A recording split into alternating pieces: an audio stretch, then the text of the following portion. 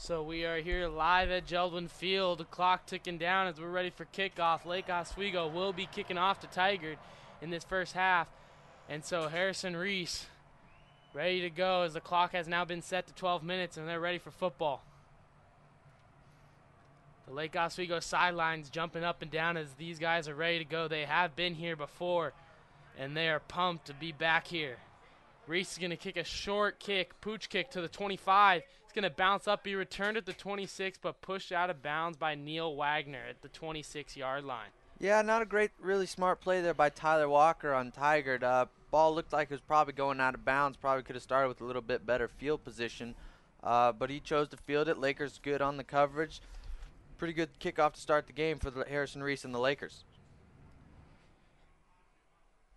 And so Tigard will come out on 1st and 10 from the 26. In the I formation, Tigard under center. Quarterback fumbles the snap. There's a miscue. But the quarterback gets back on top of it, but that's going to force a 2nd down 11. Yeah, and you're going to see that a lot from Tigard today. They're gonna try and run the ball right down your throat. They've got a great, really great fullback in A.J. Hodgkins.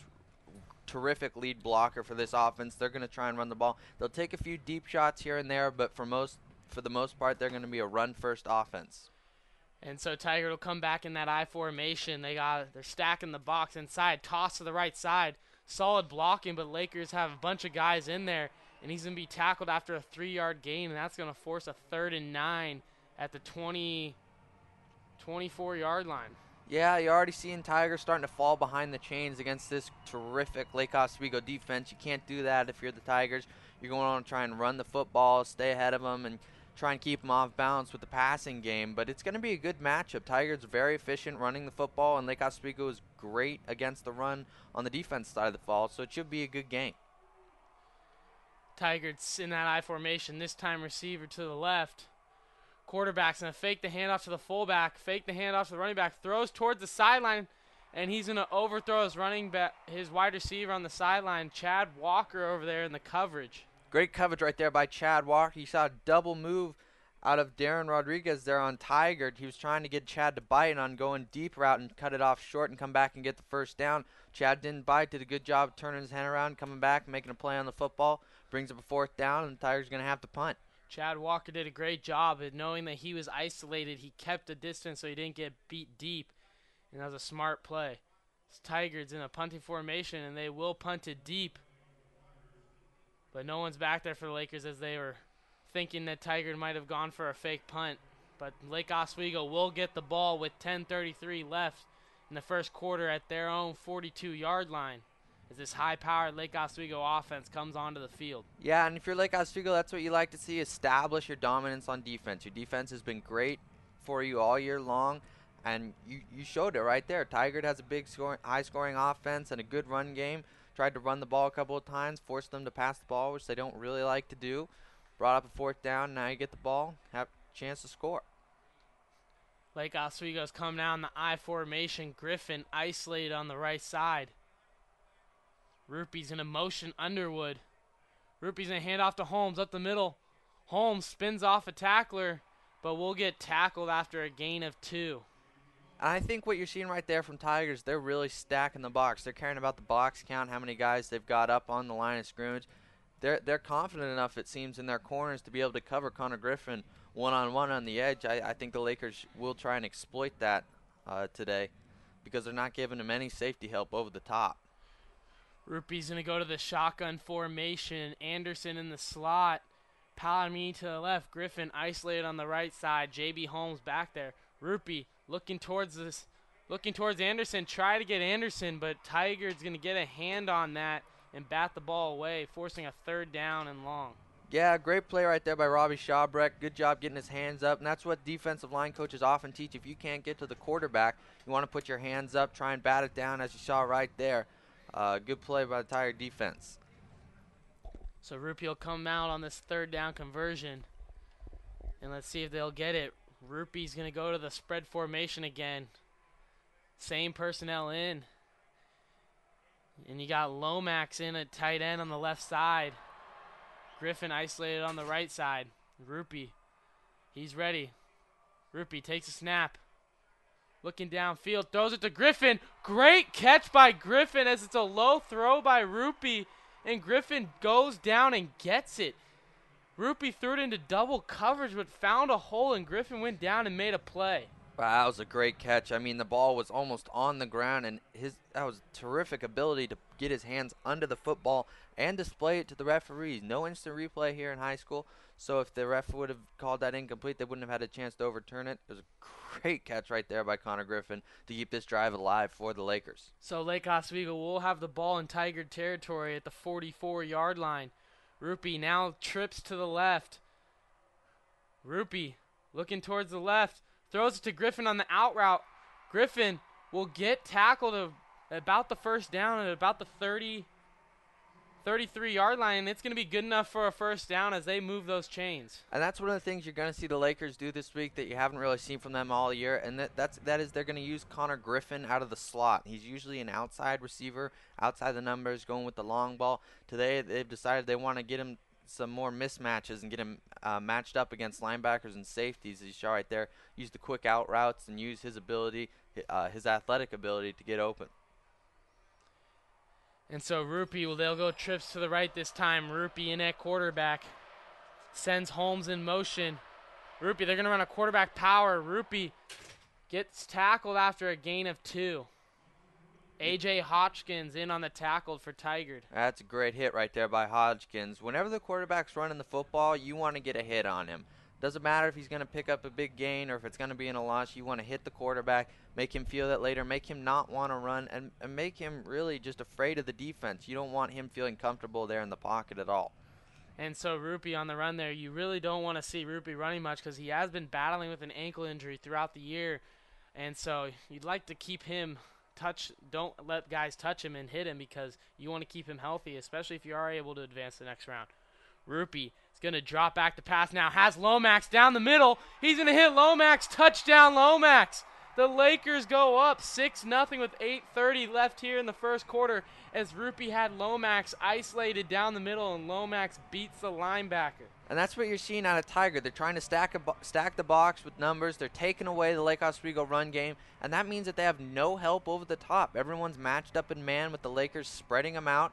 They're man-to-man, and frankly, Lake Oswego just has better athletes. Connor Griffin, Mitch Lomax, Jack Anderson. They're very difficult, almost impossible to guard one-on-one, as you saw there. Great touch pass by Justin Rupee, floating it over the top, getting it over the defender's head. Lomax reels it in for the touchdown. And Graves is on to kick as Jordan Horrock in to hold. There's a penalty marker, I believe, maybe down there, or the refs blew the whistle for some reason. Let's see, the refs are talking down there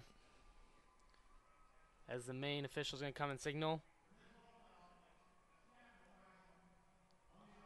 There's a snap infraction on the offense. Very unusual penalty as they weren't even set, so.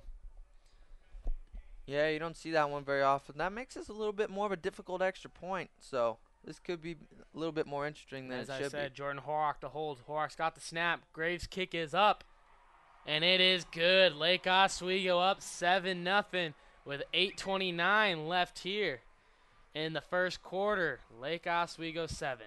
That's a great job by Graves there putting it through. Earlier in the season, Lake Oswego, if there was thing you were going to nitpick about this team, it's been their kicking game. They've had a little bit of issues with Graves battling injury and with just straight misses. So it's good to see that he seems to be back on form and putting the Lakers up 7-0 in a game that should be pretty close. That point could come in handy.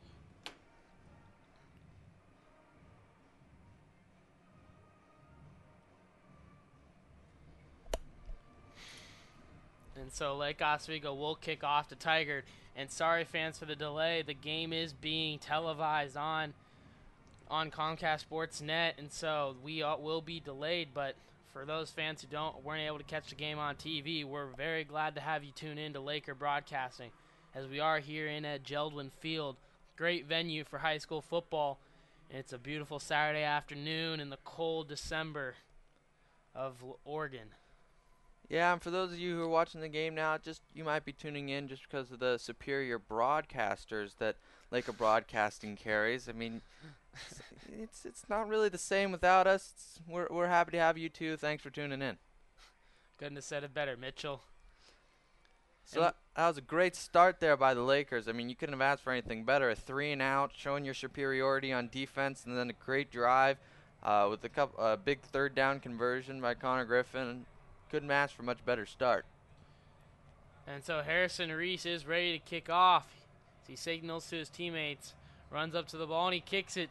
This one's a deeper kick. He's going to kick this one towards, and the return man's going to catch it about the 3-yard line. He's got some blocking in front of him. He's going to cut up the middle, but will get tackled at the 25-yard line. Make that a 1st and 10 for Tigard. Yeah, good coverage there by the Lakers. You saw them mixed it up. Last time they kind of went for the pooch kick, almost went out of bounds. And they kind of got lucky that the Tiger guy decided to pick it up. And this time they decided not to take any chances with getting flagged for kicking it out of bounds. So they just kicked it deep. Good kick, good coverage. Solid start for the Lakers on this defensive stand. And it's official timeout. Something wrong with the chain gain down there. But they are ready to go now.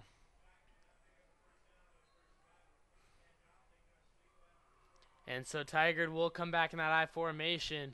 Receiver to the right. They'll hand off up the middle, but Nick Underwood read the play untouched as he blitzed up the middle and nails the running back in the backfield for a 2-yard loss. Great play by Nick Underwood. Great recognition of where he's going. He was actually blitzing from the other side of the formation. Played for Tiger, was designed to go to the left. He was blitzing on the opposite side. Came down the line of scrimmage, made a great play in the backfield there. Great play by Nick Underwood. He seemed untouched as he blitzed, read the play perfectly. And there's another stop. Another stop on 1st down for Lake Oswego as they have been forcing Tigard into long 2nd and 3rd down plays. This time they're going to fake the handoff to the running back and the fullback. The quarterback's going to throw it into double coverage, almost intercepted by Chad Walker. Chad Walker and Jack Anderson back there in the coverage. Chad Walker in the hands, but at least was able to make sure the receiver didn't get it. Yeah, great coverage right there by Chad Walker. That's the 2nd time in the game so far he's been tested by a double move. Tigard really seems to like to go with the almost double play action, fake it one way, and then fake the counter, and then look for the deep shot. So far, Chad's done a terrific job of keeping his coverage and not biting on any of the fakes. And Tigard will take that deep shot, and if they can't get it on you, it can hurt you. And Chad's done a good job of preventing that so far. And they're going to throw it towards the sideline as the receiver will catch it at the 34. This one's going to be a close. They might need a call for a measurement because I believe he's a couple inches short. And they are going to say he's inches short. That's going to force a 4th and 1. And I believe Tigard might be going for it. I would too. You don't want to fall behind against this Lake Oswego team. They can put up points in bunches in a hurry, and they can run you out of the game in the 1st quarter if you're not careful. Especially with A.J. Hodgkins at fullback for Tigard. He's really delivered some spectacular blocks so far today. Haven't really shown in the running game of Tigard because of the great Lake Oswego linebacking core, but he's doing a terrific job of lead blocking for Tigard. So Tigard will be going for it on the 4th and inches. So they're bringing out the I formation.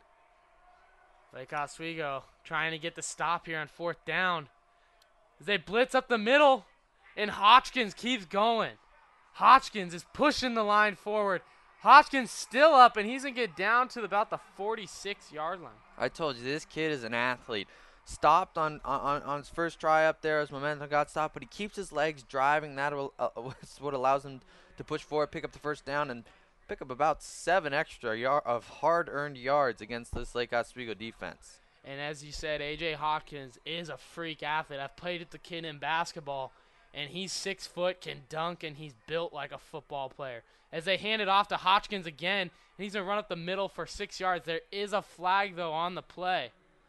Yeah, I think they're going to catch Tigard for holding, which is unfortunate for them because it was on the backside, sort of away from the play. But I think utilizing A.J. Hodgkins out of the fullback position is a good idea for this Tigard offense because it doesn't give the Lake Oswego linebackers as much time to react as handing it off to the running back does, and they're really utilizing well. He's had a couple of good runs. And they are going to say the flag is on LO, legal hands to the face. I believe it was from the signal from the side judge. Looks like one of the defensive linemen went high and put his hands to the face of an offensive lineman. So that'll give Tigard a first down, and they'll move the chains. And they'll put them in Lake Oswego territory as they will get the ball at the 34-yard line of Lake Oswego.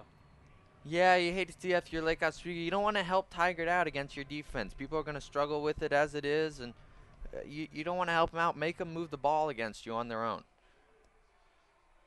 And Tigard in that I formation, handoff to the right side. The running back slips in the backfield, so he'll get back to the line of scrimmage and make that 2nd and 10.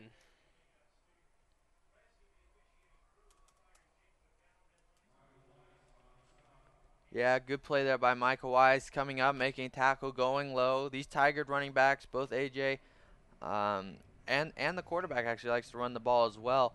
They're very difficult to bring down, and if they get in open space, they're very difficult to tackle.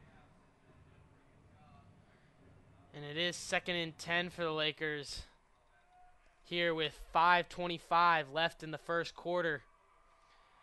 Tigard in the I right formation.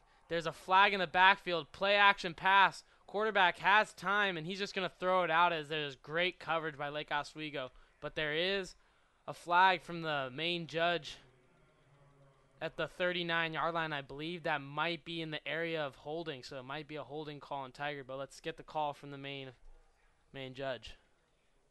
Yeah, once again, great coverage on the play by Chad Walker. They've really seemed to be almost picking on him, trying to go for that deep shot.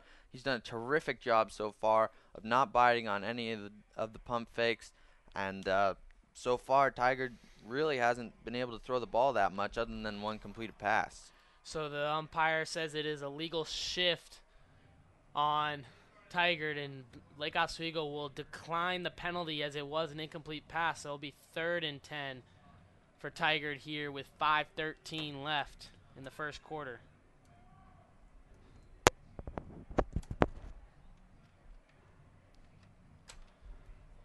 So Tigard will break the huddle on this 3rd and 10 at the 34-yard line. Lake Oswego, they are in the I formation. Receiver to the right, isolated as Chad Walker's in coverage on the right side. Quarterbacks will fake the handoff. He's going to try and double move, and he's sacked by Reed Martin. He had a receiver running a double move on the right side, but the receiver tripped, and the quarterback was going to throw it, but he saw that his receiver tripped, and he held on to it and just took the sack. Yeah, great no call there by the referee. A little bit of contact between Chad Walker and number 13, Darren Rodriguez on the post corner route, but really just happened to slip, and good no call. Chad Walker, once again, terrific on the coverage so far today for the Lakers. So it'll be 4th and long as Tigard runs this kind of deep wildcat type look, trying to fool the Lakers, but they'll punt it, and they'll punt it in the end zone for a touchback.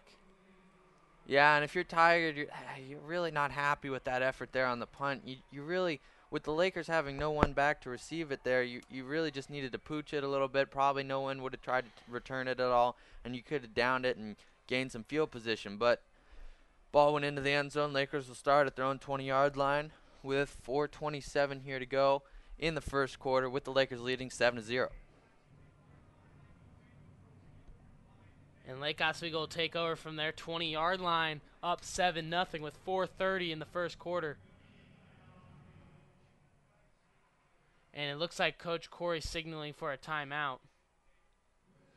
Yeah, a little bit of confusion probably. Not sure what they wanted on the play call there. They might want to take a shot here if they can still find themselves with Connor Griffin isolated man-to-man. I think you have a real chance for a deep shot, because I still haven't really seen any corners that have been able to cover him very well. But you might want to play it conservative as well, hand the ball off. J.B. Holmes hasn't really been able to get going yet, but Lake Oswego has really shown that they're coming out and they're willing to pass the football if Tigard's going to stack the box against them, and that's one way to go. So if you're the Lakers, you really want to put up another score here, try and lengthen the lead. Don't extend the lead. You don't want to try and get too far ahead. But if you're Lake Oswego, you might want to be aware of number 14, Nick Pallarmini, and number 8, Romello Washington, because Lake Oswego has been using Griffin a lot, and when they use Griffin, they force teams to really key in on Griffin and Anderson, and then Romello Washington and Nick Pallarmini, who are both talented receivers find a way to get isolated one-on-one coverage, and they're too good to put in one-on-one coverage. Once again, you see Griffin isolated play action here. No help over the top. You got a real chance for a deep shot. Oh, and they're going to do the hitch and go to Griffin to the sideline. A little bit underthrown, but Griffin is just bigger than the cornerback. You cannot stop the kid. He's an athletic freak, and Griffin goes up and makes the play. Big gain for the Lakers, and that's going to be a gain of 32 on the play. Lake Oswego first down. And that's what happens when you don't have safety help over the top. You can really utilize Griffin's height and jumping ability because he's not afraid that he's going to come over and have his head taken off by a safety. Great throw to the outside there by Justin Ruppy and a great catch by Connor Griffin. And they're bringing Jack Anderson in to run the Wild Jack offense, and Nick Underwood's at running back. Palomini and Griffin to the left. Motions Underwood. And there was some early movement by the Lakers. Looked like Reed Penny moved a little early. Yeah, and if you're like Oswego, you're really shooting yourselves on the foot with a couple of penalties here early on. So far, you're really you seem to be playing pretty well against this Tiger team. You seem to look like the better team. If you can just stop with the penalties, you really might be able to blow them out here in the first half. Jack Anderson back in that Wild Jack offense. That penalty will push him back 5 yards to the 47. Anderson will take the snap. Anderson's going to drop back to pass. He's looking for Palomini down the middle. There was some contact, but the umpire says not enough for a flag. He had Palomini isolated one-on-one, and he took the shot downfield.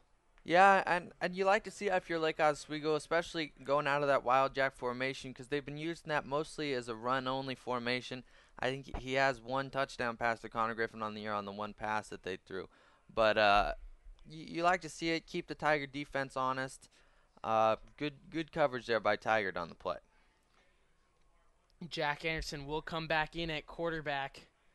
Nick Underwood back there running back with him. Same Palomini and Griffin to the left. Anderson's going to run a power to the right side, and he'll get a gain of 4. Make that 3, and that'll force a 3rd and 12 with 3:30 left in the first quarter.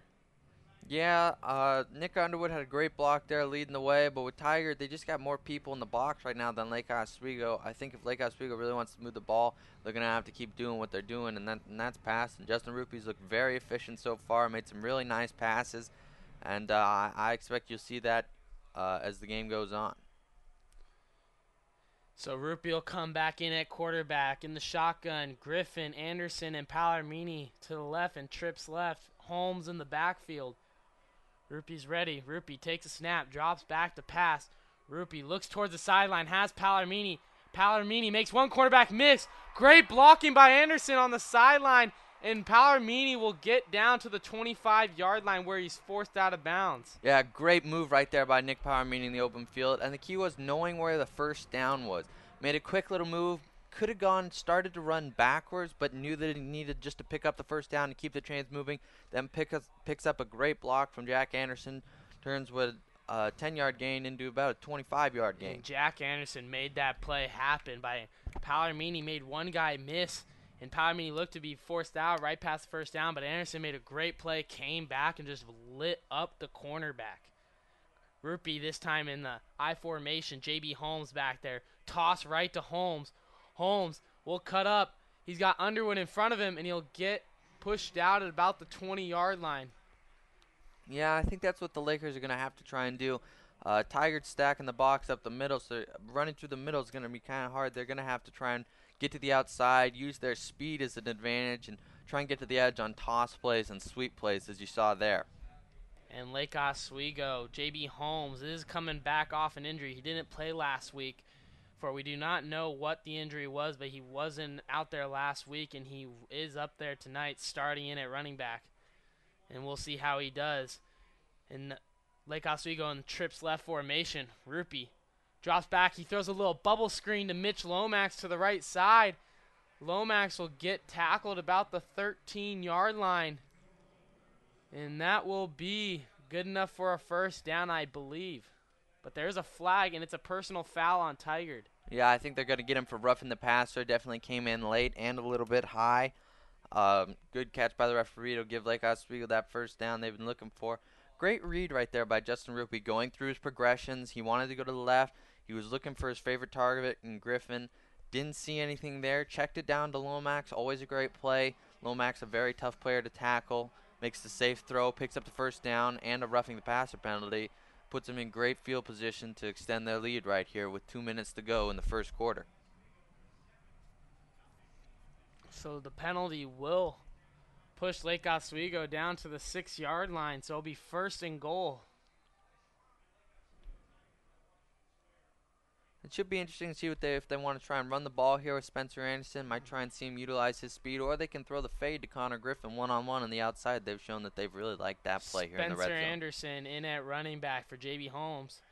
Rupee, handoff to the right side. Anderson up the middle will get stuffed at the line of scrimmage and now force second and goal. Yeah, good stand right there by the Tiger defense on that one. There was a hold there for a minute by Anderson. Generally very good at exploding through it. Tiger defense closed it up quick, brought him down. Makes this probably 5 yards until the goal line. And there's 1:15 left here in the first quarter.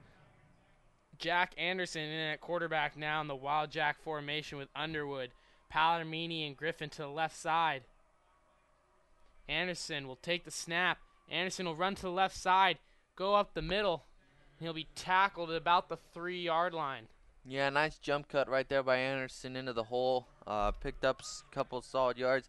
Now you're in the really interesting scenario of do you want to try and run the ball in here or go play action? If you run the ball, you run the risk of not getting it because Tigard has so many people in the box and bringing up a fourth down in which you'll have a decision. And then if you pass the ball, you run the risk of throwing an interception in the red zone. So it should be interesting to see what the Lakers do here.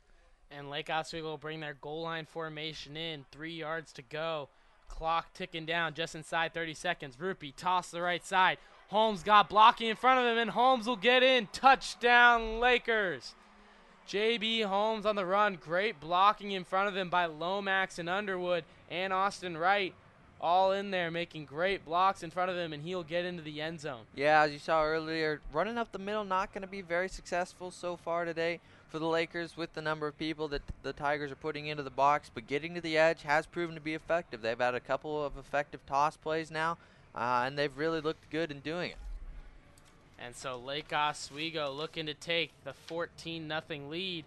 The kick is up, and it is good. Lake Oswego up 14-0 here with 19 seconds left. Yeah, great first quarter so far for the Lakers. Tigers, they've been able to move the ball a little bit on their second drive, none at all on the first drive. Lakers looked really great on offense. Justin Rupee throwing the football where he didn't do that much last week. Last week was much more of a run-dominated game as West Salem clearly showed that they wanted to take the pass away by playing a two-safety look. Tigers actually doing the opposite. They're taking the run game away. They're playing with almost no safeties, and they're manning up everyone. So Rupee's shown that he'll just take what the defense gives him, and so far the Lakers have looked really good on offense. And Lake Oswego has been getting great blocking from their offensive line. Reed Penny, tackle, 6'4", 280. Colin Calhoun, a guard, 6'1", 250. Noah Peterson, guard, 6'5", 285. Kyle Peterson, 6'1", 220. And Austin Font, 6'2", 240. Those 5 guys on that offensive line have been getting a great push up front, and that's been helping out the Lakers. And Reese will kick it deep. And there'll be return. Returner muffs it a little bit, but he picks it back up, runs to the right side. And there's a flag coming in. I believe there was a block in the back on Tigard, but let's see what the umpire says. Yeah, I think you're going to be right. They're going to get Tigard for a clipping goal here. Once again, good coverage by the Lakers. I think, not sure who was on tackle, but great coverage nonetheless. And they're closing up all the lanes. Tigard has some guys back there that have the ability to make a big play for the Tigers and swing the momentum back. And Lake Oswego's just not letting them have it. And it will be a holding call against Tigard, which will push them back even more, give them pretty dismal field position to start this their third drive of the football game with only 12 seconds here to go in the first quarter. They'll probably run one play, and we'll switch ends of the field. So Tigard's bringing out that I formation, 12 seconds left. There's a flag from the side judge on the left side of the field. Looks like it might be offsides on the offense possibly. That's a very early call though. Offense lined up over the ball, so offensive lineman was lined up too far ahead, and so that's a 5-yard penalty. Push Tigard back to about the 6-yard line. That's not good if you're Tigard. You do not want to be down 14-0 and this deep in your territory. Yeah, it's not a penalty you see very often, but they're just finding different ways to shoot themselves in the foot so far. If they want to win this football game, they're going to have to figure it out on the penalty side of the ball. Toss to the left side. Running back runs up the middle and will get tackled after a gain of about 8. But that will be the end of the first quarter. Lake Oswego up 14-0. You are watching Laker Broadcasting.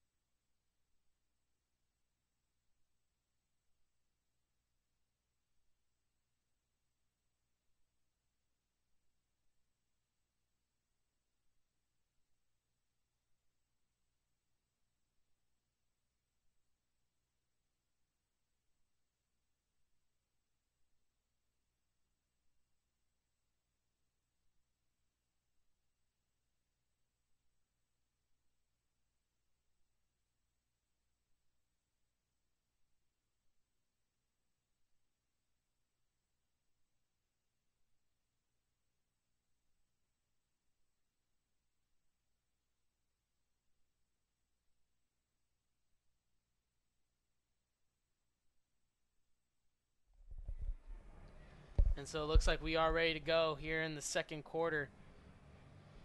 And it will be second and about 7 for Tigard,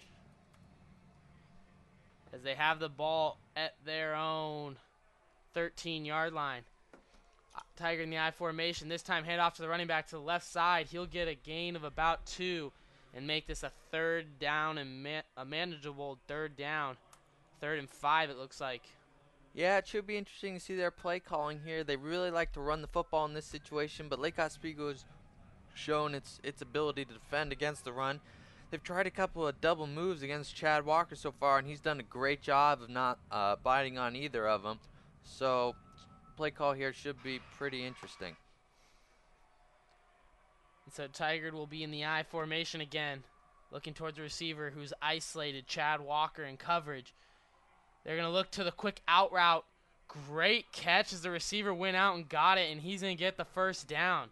Great play by the receiver. Quarterback threw it a little in front of him, but the receiver went up and got it. Yeah, great catch laying out right there. Pretty good coverage by Chad Walker, but not much you can do there. It's just a perfect throw, perfect catch. Chad Walker is playing off him as he was isolated. You do not want to get beat on that. So he did give up the quick play, but that will give up a first down. Lake Oswego's defense has been played a very, very great first quarter. They just stopped Tigard's offense.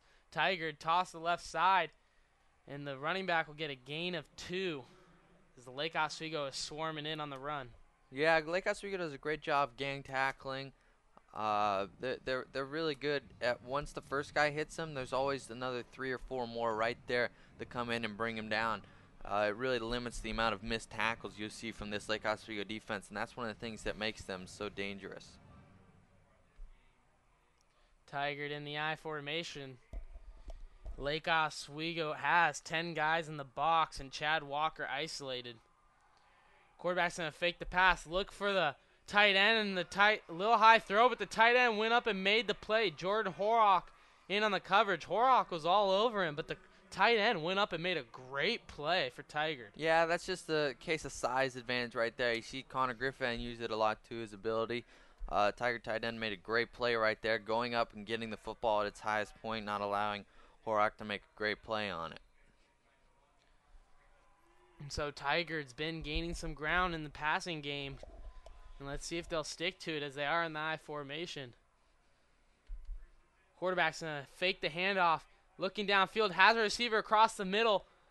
And he throws a little bit behind the receiver for an incomplete pass. But I believe if the quarterback threw it on target, Nick Underwood was going to be all over that as Nick Underwood was in the under coverage. Yeah, and the other thing you saw right there is Chad Walker actually left his man. That's something you don't see from most corners. Most corners struggle seeing the ball when they're in coverage. They just lock on to their one guy. Chad Walker had his eyes on the quarterback the whole way. Once the ball was released, he went to go try and make a play on it, leaving his guy.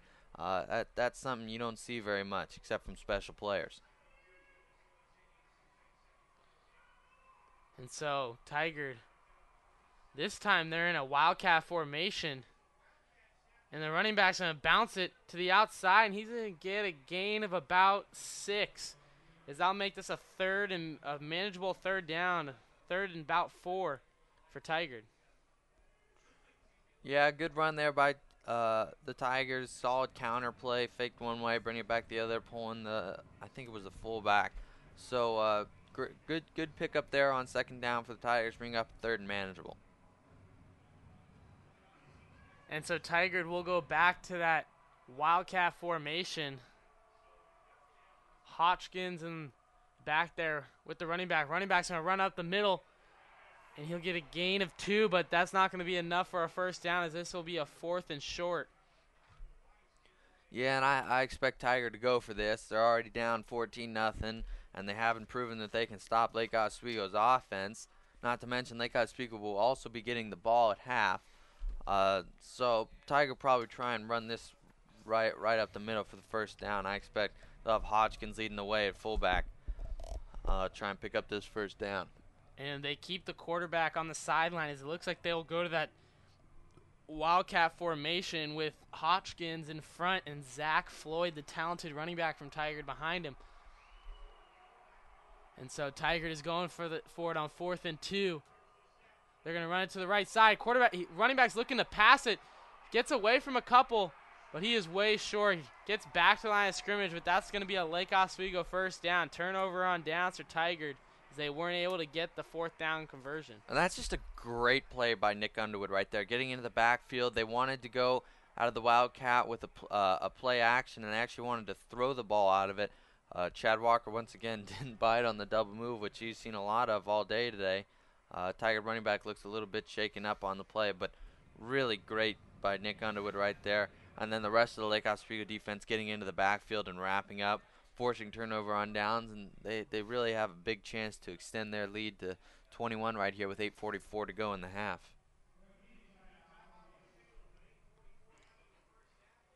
And it looks like there is a timeout on the field. As I said, 8:44 here to go in the first half. Lake Oswego leading 14-0 against Tigard, with Lake Oswego having the ball in Tigard territory at the 46-yard line. So good starting field position for the Lakers. I believe best they've had all day. So Tigard hasn't shown they can stop them. I'd say keep passing the football. Until Tigard goes to that over-the-top look and they put a couple of safeties back there, I think the deep ball is going to be open. And I just don't think that Tigard has the cornerbacks and linebackers that have the ability to cover these Lake Oswego wide receivers.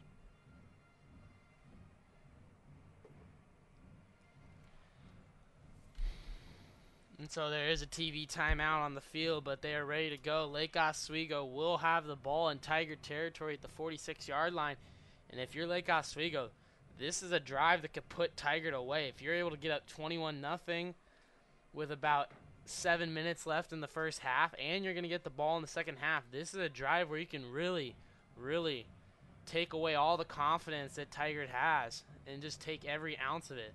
So Jack Anderson will come out in this wild jack formation. Nick Underwood to his right. Anderson ready to go. Motions Underwood out to the right side. Griffin's going to drop back to Anderson's going to drop back to pass. Makes one guy miss. Throws it up to Nick Underwood. Over the defender. Nick Underwood makes the play. And Nick Underwood's in. But there is a whistle back there. but they're signaling touchdown. Touchdown, Lake Oswego. Jack Anderson in on the touchdown pass. Jack Anderson scrambled around, looked like he had nothing, but then Nick Underwood went downfield, and Jack Anderson off his back foot throws it perfect pass to Nick Underwood. And the man does it all. The guy does it all. Passing, rushing, receiving. I haven't found one thing this kid can't do. I mean, the thing that makes him so special there is after the play breaks down, it's just a scramble drill, but his ability to extend the play and just make that one guy miss, and then great job by Nick Underwood realizing that there was no safety help over the top and going long instead of coming back to the football, and then just a spectacular throw by Anderson. And just like that, as we said, Lake Oswego's now up 21-0 with 8.5 minutes to go here in the second quarter. And now, Tigard, if you're Tigard, you kind of need to start pressing. Yeah, it's only the first half, but you still haven't stopped Lake Oswego's offense yet. And until you can do that and get the ball into the end zone, you need to press a little bit here. And this is a must-score drive for Tigard. They're down 21-0, and I didn't even expect Lake Oswego to score that quickly. But one play and they're in, looking a little bit like the Oregon offense scoring so quickly. Yeah, wow, that was a quick strike play. I didn't think Jack had anything there. I mean, the guy was all over him. The play looked like it had been blown up, and good defense by Tigard. That's just demoralizing if you're Tigard. You make a great play, you clearly blow up what the design of the play was, and then Jack Anderson and Nick Underwood just make a play, and they beat you deep for a touchdown, and all of a sudden it's 21-0 Lakers. And so Lake Oswego is ready to kick off as they lead 21-0 with 8:30 left in the first half. Reese waiting for the referee, who's waiting for the TV timeout. And they signal it ready to go as Reese will kick off from the 40-yard line.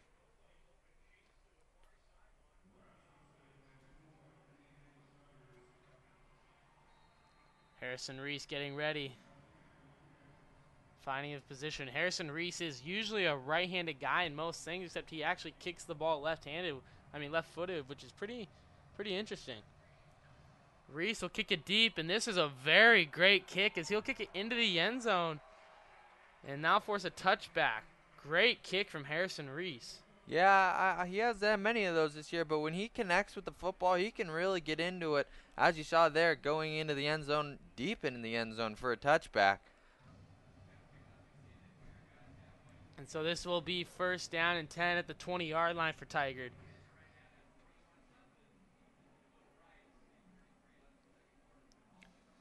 These are the moments where teams start pressing, and then you really see the Lake Oswego defense use their ability to force turnovers. They're all ball hawks. They really know where the football is, and they just have a nose for it. Wouldn't be surprised to see if the Lake Oswego defense forces turnover on this drive. Quarterback will hand off up the middle to Zach Floyd. Zach Floyd has nowhere to go as he was originally tackled by Michael Weiss, and then Mitch Lomax comes in and finishes the rest along with Austin Fonts and Spencer Anderson. Yeah, and I can't really see any weaknesses in this Lake Oswego defense right now. Earlier in the season, it was, the cornerbacks. We have some questions at cornerback, but everything else, we've got some guys coming back. We knew they were going to be good, but they look pretty much invincible right now. Chad Walker's had impeccable coverage on the defensive side of the football on the outside, and with Mitch Lomax, Underwood, and Michael Weiss in the middle, Austin Fonts and company up front, they're scary, folks. And Tigard will toss it to the right side. The running back's got some room, and he's going to run it for a first down. Toss play, cut up the middle. Good blocking from Tigard. Yeah, they did a great job picking up the linebacker there. Nick Underwood was getting ready to come up, make a big play in the backfield. Tigard did a good job picking him up, kicking him out, blasting it right up the middle, picking up a first down.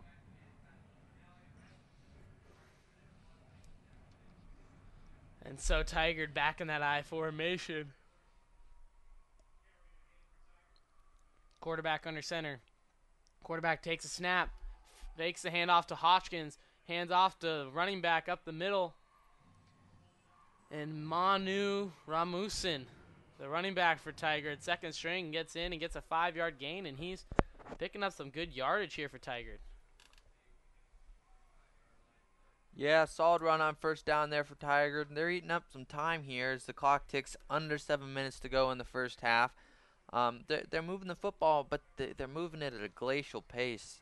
And I don't know if they're going to be able to score fast enough in this game if they want to be able to keep up with Lake Oswego's offense. So they're going to hand it off to the left side. And Manu will get a 4-yard gain for Tigard. Yeah, and they're starting to see that Lake Oswego's bringing a lot of blitzes up the middle, trying to take away that power running game of Tigard, and so they're starting to run a little bit more to the outside. And if Tigard can get to the edge and they can get to that second level, make somebody miss, they'll be gone. I mean, the Lake Oswego is kind of taking a risk with all the blitzing they're doing. So far, it's worked out quite well for the Lakers, but should be interesting to see as the game goes on. And so Tigard in that I formation, toss left to Zach Floyd.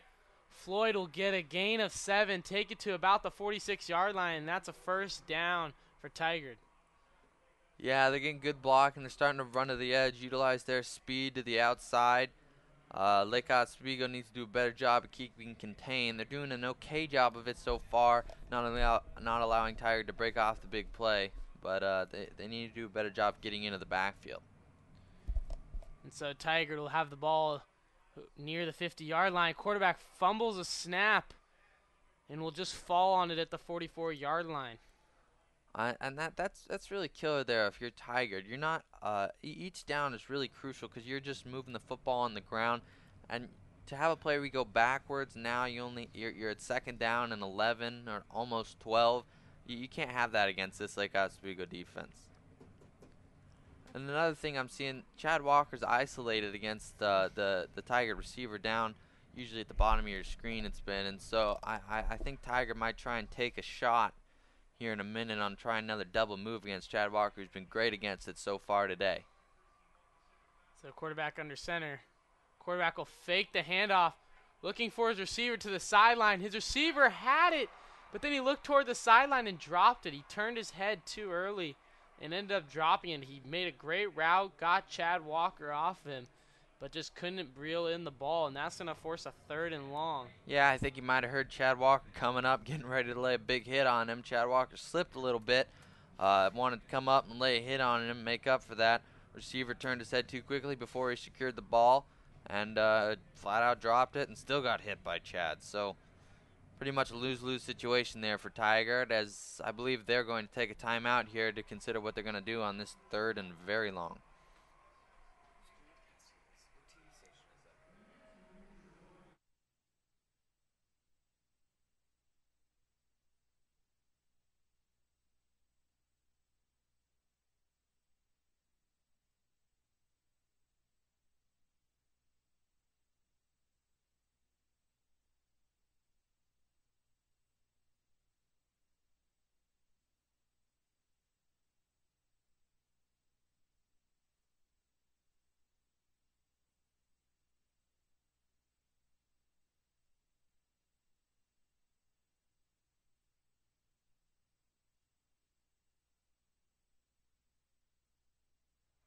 And so Tigard took their first time out of the half, and they are ready to go. Here it'll be a 3rd and 12.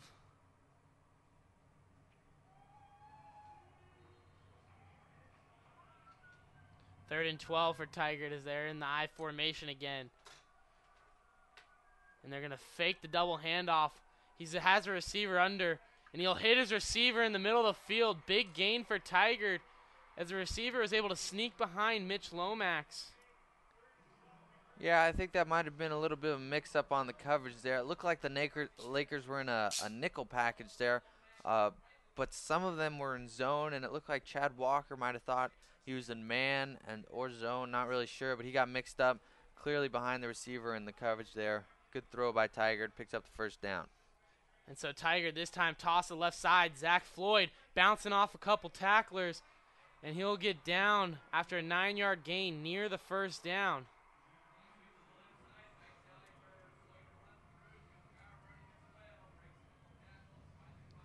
And so Tigard will have the ball on 2nd and 1. here in Lake Oswego territory, red zone territory now, as they're at the 19-yard line. Quarterback under center. He'll toss left again to Zach Floyd. Zach Floyd will find his way for a first down. And that'll be a first down Tigard, as they'll have it 1st and 10 at the 14-yard line. Yeah, and you're really starting to see Zach Floyd make people miss. He's getting past that first line of guys. I think it's only a matter of time before he finds his way into the end zone, because he's making people miss, and the Lakers are blitzing and getting into the backfield. But if Tigers starting to get through that initial wave of blitzing linebackers that the Lakers are bringing, and starting to pick up some solid yardage. So it'll be 1st and 10 at the 14-yard line. 4 minutes left here in the first half. Zach Floyd makes one tackler miss, and then is ripped out, but the referee says that he was down. The ball was loose, but they said that he was down. Yeah, once again, you saw Michael Weiss in the backfield early there, but Zach Floyd made him miss. And good job. Looks like a good call there by the official. Looks like his knee was down, so good job on getting that one right. And so it'll be 2nd down and about 4. A long 4 as they're in the I formation. Quarterback handoff up the middle. Jack Anderson and Mitch Lomax, though, there on the stop. Excuse me, Michael Weiss in on the stop with Jack Anderson as they met him at the 11-yard line of a gain of about 2 or 3. Yeah, and you saw Ramel Washington in there at the razor blades position. Did a great job. Lakers are starting to do better. What he just did there is turning the running back up into the middle, into the hands of the linebackers, not letting him run to the outside and keeping him out of space. And so Tigers going to the Wildcat offense this time. 3rd and short. Zach Floyd in at quarterback. Hawkins, the lead blocker. Zach Floyd will fight his way towards the first down. And it's going to be close. They might need a call for measurement, but the rest are going to signal 4th down. It's going to be 4th and short, very short, 4th and about inches. Yeah, and this is going to be a big play here in the first half. I think Tigers going to take a timeout with 2:26 to go. If they don't pick this up, Lake Oswego could run them out of the house. They've shown that they have the capability to score very quickly. 2:26 is plenty of time for them to put up another score on the board before halftime. And they're getting the ball coming out to start the second half. So if Tiger doesn't pick this up, it could very easily end up being 35-0 Lake Oswego, which not getting too far ahead of themselves, but that could be a pretty early nail in the coffin.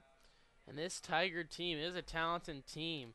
They are 11-1 on the season. Only loss coming to Aloha, as they lost by 2 points, and there was a close game versus Aloha. But they've seemed to take care of business throughout them. They played Canby twice this year and ended up beating Canby by a lot both times. They beat Tualatin 41-0, which is a huge win for them. And then last week they were able to beat Central Catholic in the quarterfinal game 43-37. And one game to notice is when they played Hillsboro, they won 86-37. You did hear me right. They scored 86 points in one game, which is tremendous. Yeah, this is a very high-scoring offense. They're probably not used to struggling this much and still not have a score on the board here late in the second quarter against this very formidable Lake Oswego defense. And so Tigard will go to that Wildcat offense again. They're going to run it to the right side. And Zach Floyd will find his way into the end zone. Touchdown as Tigard turns their 4th down conversion into a touchdown. Yeah, it's a big play right there for Tigard. Scoring that touchdown right before the half. Lake Oswego will have a chance to counter it with 2:22 remaining, but that's a big just morality booster as we're going into halftime here. And that's huge for Tigard because that play gives them some confidence that they can get back in this game. The kick is up, and it is good. So Tigard now only down 2 scores, 21-7, with 2:22 left. Lake Oswego has a chance to go up 3 scores, but Lake Oswego will be getting the ball at half. So we'll see what Coach Corey decides to do, if he just wants to play it safe and get out of the half, or if he wants to go attack and go make this an unreachable game for Tigard. And if I'm Coach Corey, I want to go and try and attack. Tigard still hasn't shown that they can stop you. you've really shown your big play ability, and I say make them stop you until they do.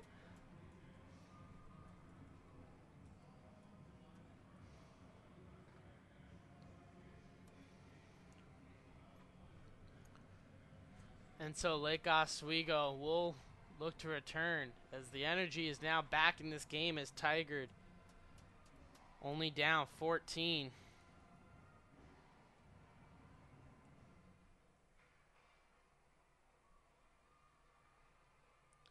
Lake Oswego will have Chad Walker and Travis Sanders back to return.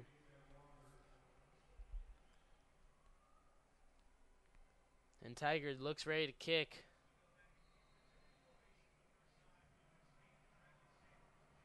And Tigard will come up to the ball and they'll kick it to Travis Sanders. But it looks like this one might go out of bounds. Close play by Sanders. He did let the ball go, but that ball did bounce in bounds. That would have been trouble for Lake Oswego. Yeah, smart play by Travis since it went out of bounds, but that ball almost had some funny spin and kicked back in. And if it does kick back in, it is a live football for anyone to pick up, including Tigard. So Travis, a little bit lucky, decided to let that one go and it skipped out of bounds. But it does give Lake Oswego great field position at the 35-yard line here with just over 2 minutes to go in the first half. So should be interesting to see how aggressive they are with their play calling.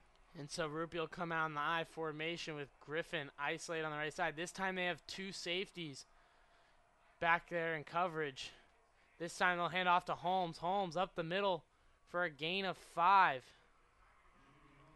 Yeah, and I think the Tiger defense coordinator is starting to think the way I'm thinking is that Lake Oswego's really been effective throwing the ball. They haven't run it that spectacularly, so let's make him beat us in the run game and try and slow him down a little bit because his passing game is very high octane and can really beat you quick. So Lake Oswego has the ball, clock at 150. The ball is at their own 39. Rupi in the I formation, Griffin to the left side. This time Tigard only has one safety, and he's playing right down the middle, so Griffin might have some isolated coverage. Rupi hand off to Holmes. Holmes bounces to the outside. Holmes, big stiff arm, and he gets down at about the 47-yard line of Tigard. Big run for J.B. Holmes. Great blocking in front. Yeah, and the key was the Tigers trying to stack the box, but they didn't keep outside contained. They did a great job of jamming the play designed to go up the middle. J.B. Holmes saw it, nothing there, bounced it to the outside. Lots of green grass out there. Connor Griffin does a good job of holding his block.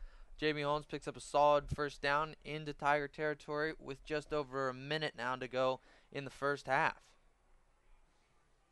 And so Rupi will go to the shotgun formation, trips to the right. Griffin, Anderson, and Palomini to the right. Rupi drops back. It's a quarterback draw. And Rupi will get hit, and the ball's on the ground. It's a fumble, and I think Tigard might have recovered it.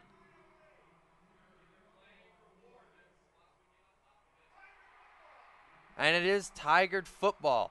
Big momentum swing right there before the half, especially if Tigard can maybe cash this in. 53 seconds to go. But if you're Lake Oswego, that is not what you wanted to see. It was a pretty good play call. Tigers all spread out, trying to defend against the pass. Quarterback power up the middle, but they had two guys right there, and the safety did a great job putting his helmet on the football, forcing Rupi to fumble. That'll be first down Tigard. And so Tigard will take the ball at around midfield at the 46-yard line. Lake Oswego just threw away their chance to really take control of this game as they get Tigard the chance to get right back in it. Tigard's going to be looking to score here with 53 seconds, only one timeout. And the clock does stop to move the chains. Quarterback's going to fake the handoff, looks downfield on the double move, and the receiver burns Nick Bunick. And the receiver will get out about the 29-yard line. Nick Bunick got fooled by the receiver. And it's a big gain for Tigard as they now are in Lake Oswego territory. And Tigard's starting to catch a lot of momentum here. Yeah, Nick Bunick got burned badly on that play. Got turned around, bid on the double move for the post corner to the outside. Not what you wanted to see if you're this Lake Oswego defense. You didn't want to give up that big play. I think if you would have maybe come up with a sack there, Tigard would have just tried and run out the end of the clock to the end of the half. Now I think you're gonna look and see them be much more aggressive and try and put this one in the end zone. The clock at 44 seconds. Tigard 1st and 10 from the 29. Hand off to Zach Floyd. Floyd will get a gain of about 4. Make that 5. This will be 2nd and 5 for Tigard. And they will be hurrying up to the line as the clock's ticking inside 40 seconds. And there's 38 seconds left. The clock should be moving. The clock stopped for some reason. Now it's going. The quarterback's going to drop back. Looks towards the sideline. Hits his receiver. And it is a catch. He caught it inbounds. And it's good enough for a 1st down. And now move the chains. The clock will stop to reset the chains. But Tigard has the ball at the 11-yard line at 28 seconds. And now the clock will start up as the chains are set. Tigard dropping back to pass. Again, throws it to that out route. And his receiver's in. Touchdown, Tigard. Tigard, 2 quick scores. And Tigard's now only down 7 with 18 seconds left in the 1st half. And talk about a momentum swing. Tigard gets it into the end zone. We were talking about maybe Lake Oswego going up 35-0 coming out of halftime. They could get a stop. Tigard puts it in, then creates a turnover, then uses their 2-minute hurry-up offense, puts it in the end zone again. Now, pending the extra point, they could only be down 7.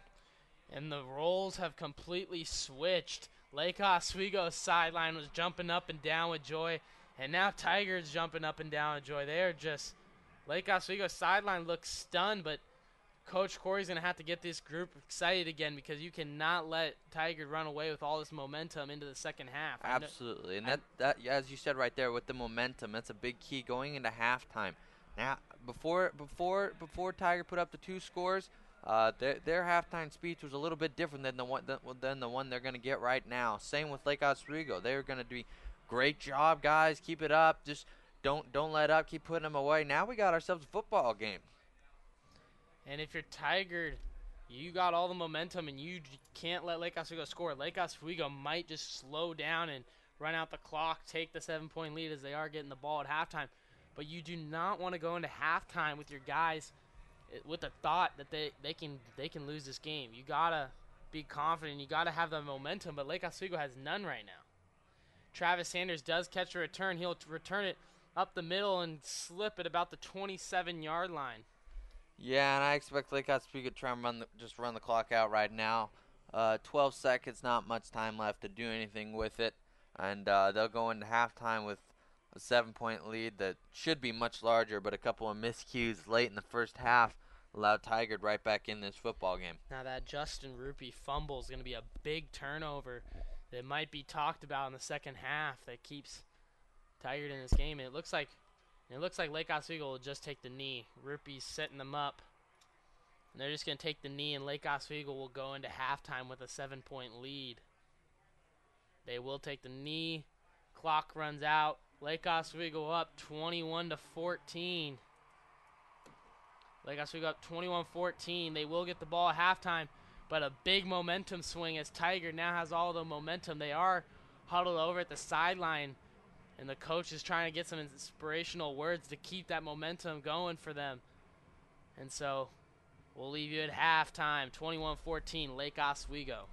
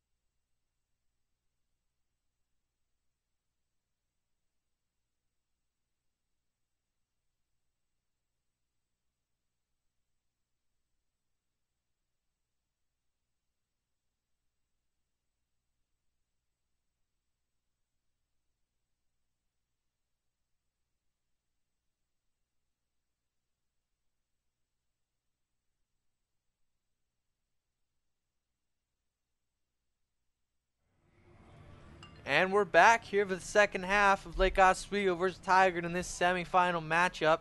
Lake Oswego leading 21-14, and they'll get the ball to start off here in the second half. And it will be Travis Sanders back to receive. He does have a lane. Pretty good blocking there by the Lakers, but it closes quickly. Good job by Tigard there of closing up that hole. Lake Oswego will get the ball started off with about their own 27-yard line to start the second half. Lake Oswego was pretty efficient in being able to move the football in that first half, but a turnover near the end cost them, especially because the Tigers were able to convert that into 7 points. Some of the stats: Justin Rupi, 6 of 7 for 119 yards and a TD. Jack Anderson also had a 46-yard touchdown on a big play to Nick Underwood. So far, the Lakers have struggled to rush the football so far. J.B. Holmes only 28 rushing yards. Only 36 total rushing yards in the first half for the Lakers, so that'll be an area of improvement. Justin Rupi takes a snap, gives it to J.B. Holmes in the flat, takes a big hit right there, and the ball does come out, but it looks like he will be marked down. Looks like maybe a 1-yard pickup there for Holmes in the flat. That'll bring up a 2nd and 9.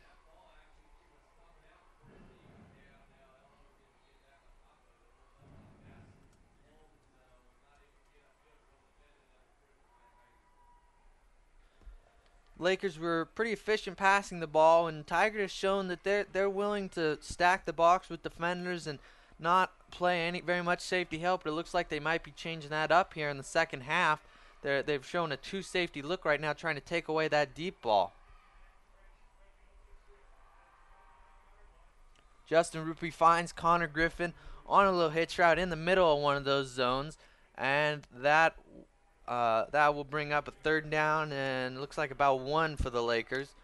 Good pass there by Justin Rupi, reading it and finding that hole in the zone. And that's one of the things that most people don't know about receivers, that you need to find your way when the teams are running a zone. You need to find your spot in that zone and just sit down and let your quarterback find you. And that just brings up a 3rd and 1 for Lake Oswego.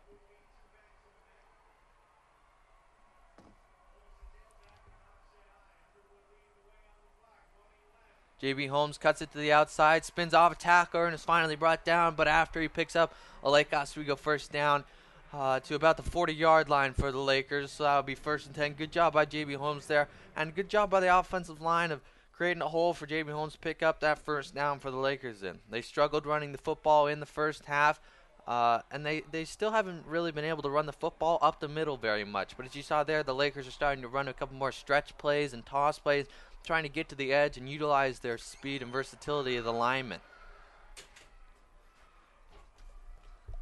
So 1st down here for the Lakers at their own 40-yard line. Justin Rupi in at quarterback. Rupi drops back to pass. Rupi's got no one. He's got plenty of time, though. Rupi is going to scramble. Rupi up the middle, spinning towards the 1st down, and I think he got enough, Mitchell. That was a great spin right there by Justin Rupi. Good job of following his blockers, and his offensive line actually did a great job going downfield. Looks like there's a late penalty flag coming here. Not sure what that was for. Probably something that happened after the play. But Justin Rupi took a couple of big hits in that first half. One that forced a crucial fumble near the end of it. You saw him being a little bit more protective of the football there. Still wouldn't like to see him run as much, but smart not to force the football into coverage. And so the refs started talking about it, having a conference out there at the 50.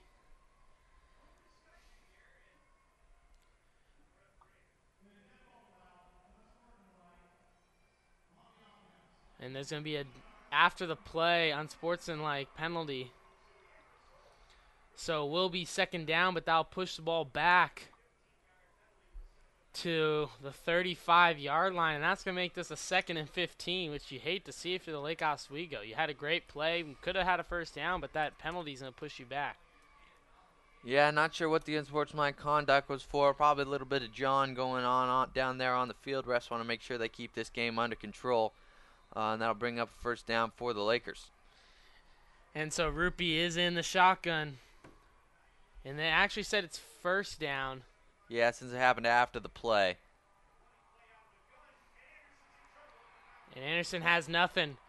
But on first, it was 1st down because Rupi did pick up the 1st down on the run. But then the penalty is after the play, but Rupee wasn't able to get anywhere on that last play, and that's going to be a 2-yard loss, force a 2nd and 12. Yeah, Tigers doing a good job getting into the backfield, and between the tackles, they're winning the battle in the trenches. They're really forcing this Lake Oswego offensive line back, and they're struggling to run the football right now. And so Rupee breaks the huddle in the spread formation. He's got Anderson in the slot, Griffin to the left, Palomini to the far right. J.B. Holmes back there with Rupee. Rupee takes a snap, rolls out to his right, hits Anderson on the out route towards the sideline. And Anderson will get a gain of about 9 and make this a 3rd and 1. Yeah, 3rd and 2. Great play right there by Justin Rupee, rolling outside the pocket. It's a good call by the Lake Oswego offensive coordinator and having a little bit of trouble with the interior lineman. So you roll the pocket to the outside, make the defensive lineman have to move, hit Jack Anderson, make this a 3rd and manageable when you're at a 2nd and long.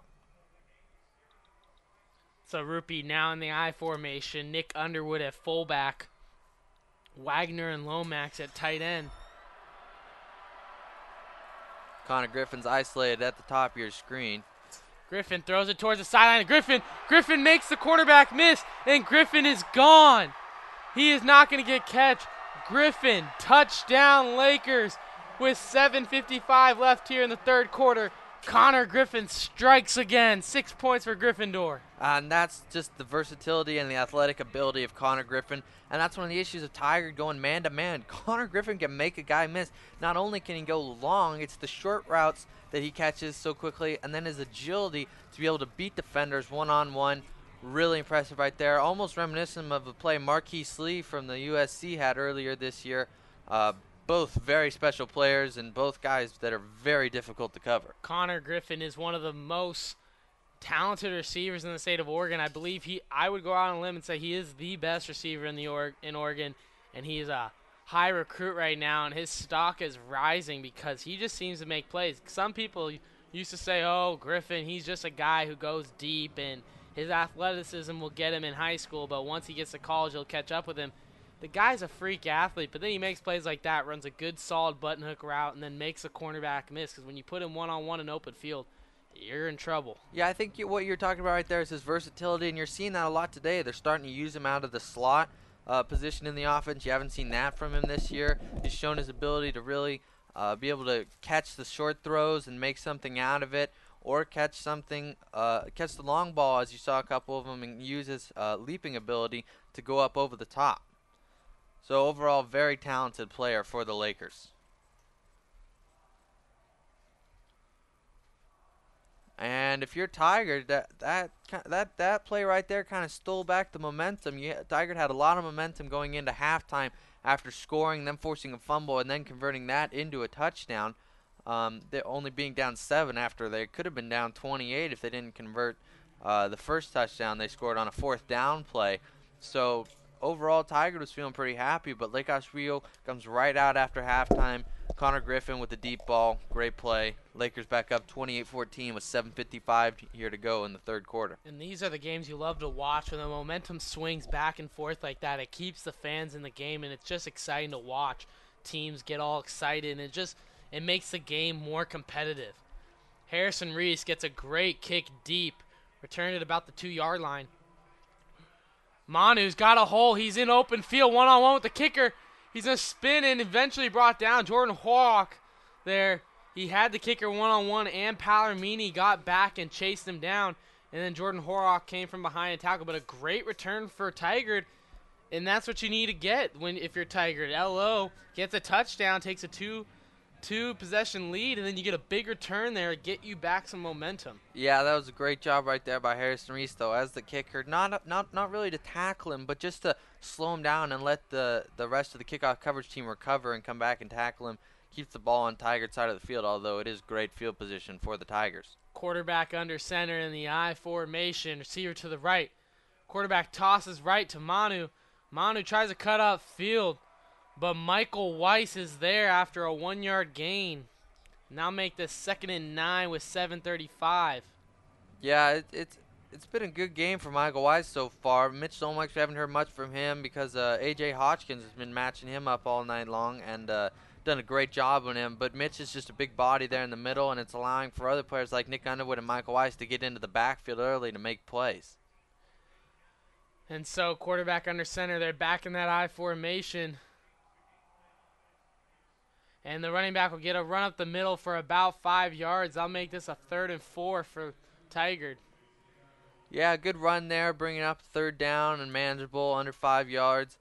But for Tigard, it's been 5 yards. Not sure if that's as manageable because it doesn't seem that they're as comfortable in the passing game as Lake Oswego or some of the other teams that we've seen. And they don't really have very many short route, quick hit patterns in their offensive playbook. They only have really the double play action and double move long look to keep defenses honest. And so the quarterback will be under center in that I formation. Mitch Lomax gets in, but he's on the wrong side. And Manu will run it to near the 1st down. I don't know if he got enough, but Mitch Lomax came in untouched. But luckily for Tigard, he was on the other side of the ball, and they were able to toss it away from him. Yeah, they've really been running away from him all day long. That's one of the other reasons he's not as much in the statistical categories. But it looks like it is going to bring up a 4th down, and big play for the Lake Oswego defense right here. And Tigard's going to go for it. Quarterback in that I formation. Look, he's got Hotchkins in at fullback. I wouldn't be surprised if they just gave it to the fullback and let him do the work. They're going to toss to the right side for Floyd. Floyd will cut up the middle, and he's going to get a 1st down. Yeah, that's a good play there by Tigard. Lake Oswego was expecting it to go up the middle right there. They ran away from it, ran to the outside, picked up the 1st down. It is a little risky to run a toss as you're tossing the ball backwards so far, 2, 3, even 4 yards when you only need to pick up a yard. But it worked out for Tigard. They pick up the 1st down. And so Tigard will be in the I formation. Again, receiver to the right. Lake Oswego's got 10 in the box on defense. As they're bringing the blitz, it's a fake handoff, double move, looking down the middle. Walker in coverage, and the receiver almost had it, but Walker comes from behind and makes a play. Chad Walker was beat, but as the receiver got it, Walker pulled him down from behind, and that might have bothered him enough for him to drop it. Yeah, it's a great play of recovery there by Chad Walker. He was beaten. He did a good job not getting beat deep over the top, but he gave up inside position to the receiver, and Jack Anderson wasn't quite deep enough to have an impact to help Chad out down the middle. Tigard receiver was there, just couldn't come up with the catch. Chad Walker lays a hit on him. Lakers probably caught a break there. So it'll be 2nd and 10 for Tigard at the 40-yard line. Quarterback drops back to pass, looks toward the sideline, high throw, and it's missed. Chad Walker hits him.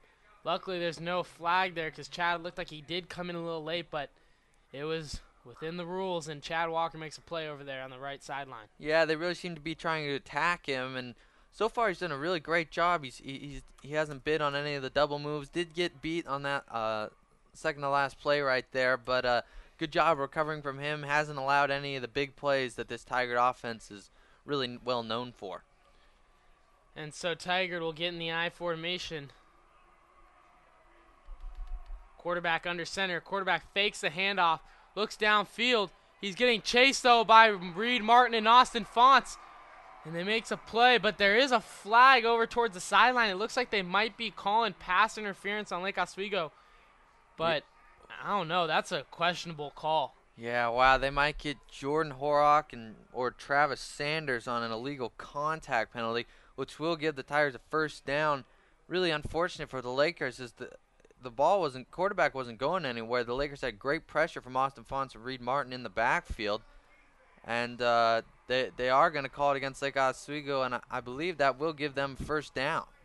They're going to call defensive holding, but I really disagree with the call because the thing was the quarterback wasn't even looking downfield. He was a runner at that point when they threw the flag, which I believe Coach Corey is furious on that sideline because I believe he disagrees with the call as well because the quarterback became a runner by the time they threw that flag, so I don't think you can call that holding. Yeah, I disagree with that as well, but it will actually only bring up another 3rd down again for the Lakers, so expect to see Tigard go to the air again, but unfortunate for the Lakers, they had him stopped, and then this penalty will keep the Tigard drive alive. And so this will be 3rd and 8. And they're going to a wildcat formation here.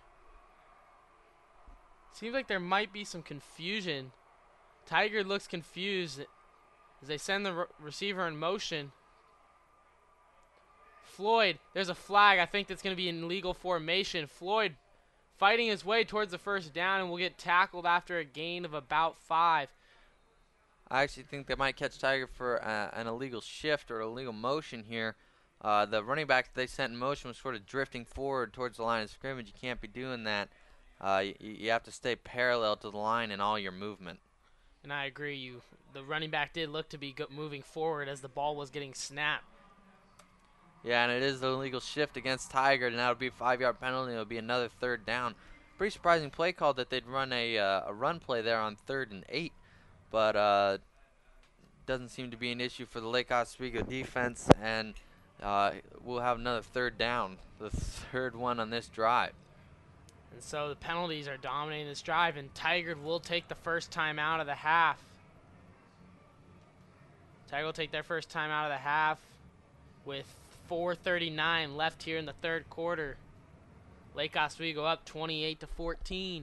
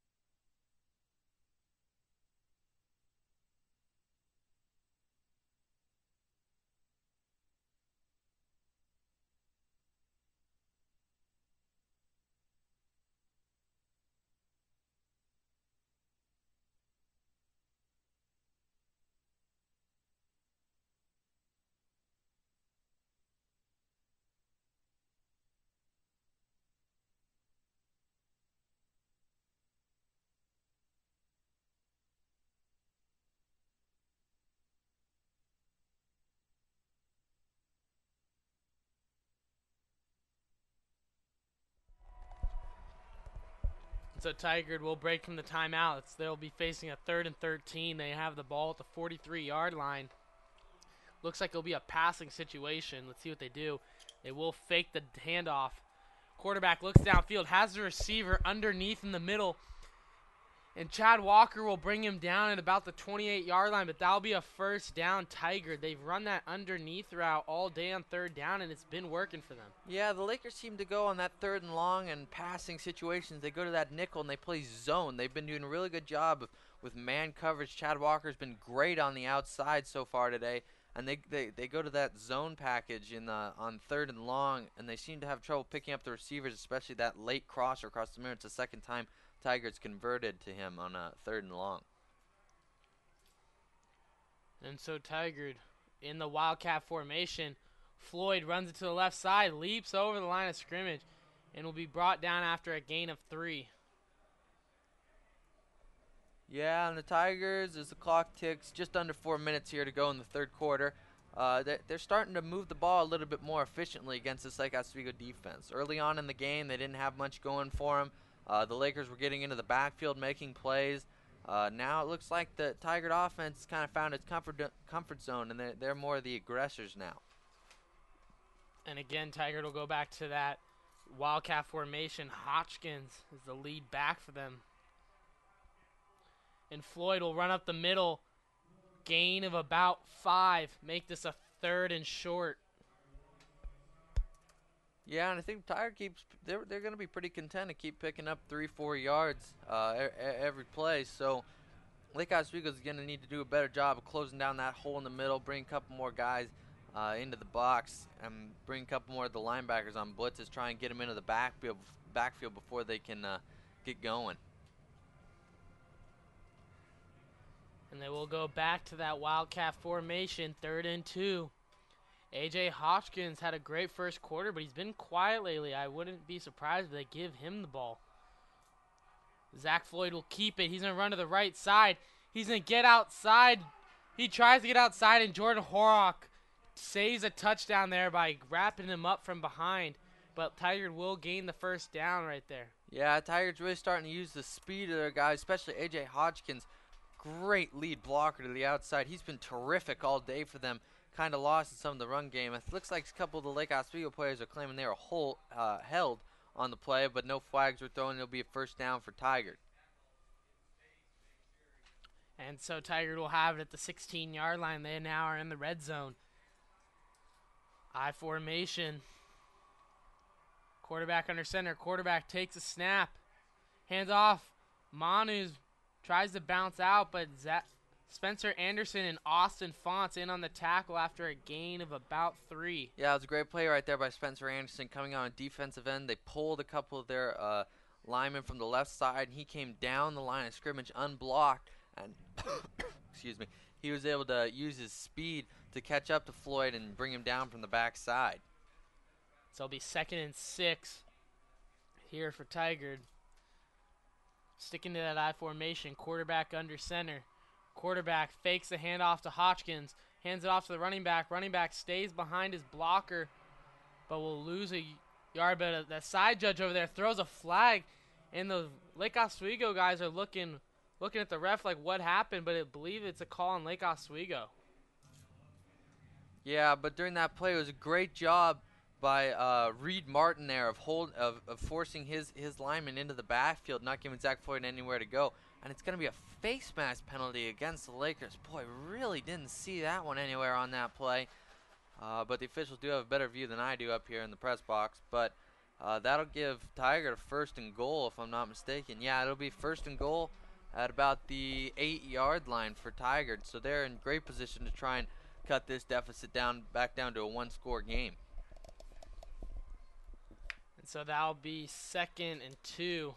Make the 2nd and 2 for Tigard at about the 8-yard line. And they're going to hand it off to Hodgkins up the middle. Hodgkins gets stuffed by Lomax. And Lomax with a big stop there as they try to get Hodgkins the ball. And Lomax gets in, and the man-child comes up with the stop. And that's what you like to see, Mitch Lomax being more aggressive, and overall the Lake Oswego defense getting into the backfield early. Tigers done a really good job of allowing their running backs time to see where the hole is. Lake Oswego's defense really thrives on when they are able to get into the backfield, create penetration, and mess up the plays before they even happen. And so Tigard will go to that I formation again, 3rd and short. Hand off to Floyd at the middle. Floyd is going to get in for the end zone, I believe. And yes, it is signaled touchdown. And Tigard makes this 28-20 as they'll look to make it a 7-point game here with 1:01 left in the 3rd quarter. Yeah, it was good blocking there by the Tigers. Lake Oswego they were in good positions, but Tigard just got guys to the 2nd level. A.J. Hodgkins leading the way as he has all day long. Picked up a great Zach Floyd picked up a great block there in the 2nd level and was able to fall forward into the end zone. And the kick is up, and it is good. Tigard makes it a 7-point game. Lake Oswego lost a little momentum there, but with a minute left in the 3rd quarter, they have a 7-point lead. Yeah, I think if you asked them if they'd be happy with a 7-point lead, I think they'd be pretty happy with it. They're obviously happy to be leading this point with just a minute to go in the 3rd quarter. But overall, they should be up by a lot more. They've had a couple of miscues and had some issues on the defensive side of the football on not stopping Tigard on a 3rd and long. But if they can just fix those up, and I think if they need to keep moving the football, and they're going to keep passing the football to Connor Griffin, let him make a play, should be pretty solid for the Lakers the rest of the way. And the one thing you do have to hand off to Tigard, they've done a great job of capitalizing on Lake Oswego's miscues. They're down 21-0, and Lake Oswego opened the door for them, and they took advantage of it and got 2 quick scores and made it a ball game. They had a chance to just get taken out, annihilated, but they did a great job of capitalizing off the Justin Rupee fumble. And ever since that moment, they've had momentum carrying them, and they have been trailing the whole game, but they're right behind the Lakers. You know, you can't be too sure of a win right now. Lake Oswego really needs a score here to give them a 2-score lead in the 4th quarter. And so the kick is up. It's a squib kick that'll bounce its way back. Walker will pick it up at about the 18-yard line. And they said Walker stepped out of bounds as he was trying to make a cut at the 19-yard line. Yeah, and that's a play right there that most people will kind of take for granted, is that little bouncing ball that Chad Walker picked up. But that's really hard to do with a guy coming down at full speed who's going to try and hit you as hard as he can to make you try and fumble the ball. So it was a great play right there by Chad Walker. Give this Lake Oswego offense the ball back at the 19-yard line with just under a minute to go here in the third quarter, with the Lakers leading 28-21. And so Rupi will be in at quarterback. J.B. Holmes back there. Trips to the left. Palomini, Anderson, and Griffin. Rupi hands off to Holmes. Holmes up the middle. Gets tripped up from behind, but he'll get a gain of about 7. Good, solid gain for Lakers. He had great blocking up front. Yeah, J.B. Holmes probably a little disappointed in himself. He had a big hole there and kind of cut it back into where the Tiger defense was.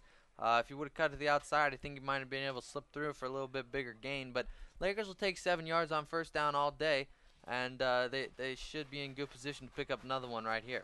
And so Lake Oswego will go back to that trips formation, but this time Nick Underwood in the backfield with Rupi. Lomax in at tight end on the right side.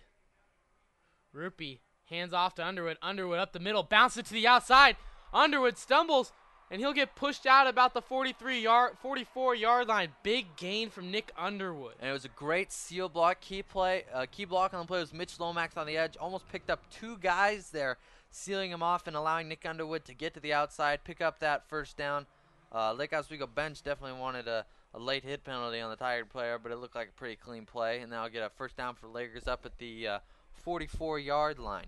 And so the clock stops at 13 seconds. It looks like Lake Oswego will have one more play left here in the third quarter, up 28-21. They're going to run to the spread formation. Griffin isolated to the left. Horrock and Palomini to the right here. Tigers got 2 safeties. And they're going to hand it off to Underwood again. Underwood will follow his blockers and get a gain of about 5, maybe 6. And now that'll go into the fourth quarter. Lake Oswego up 7.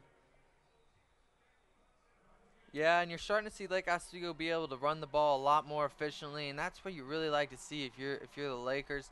Earlier in the game, they were having some trouble running the ball in between the tackles. Really looking good so far today in this second half.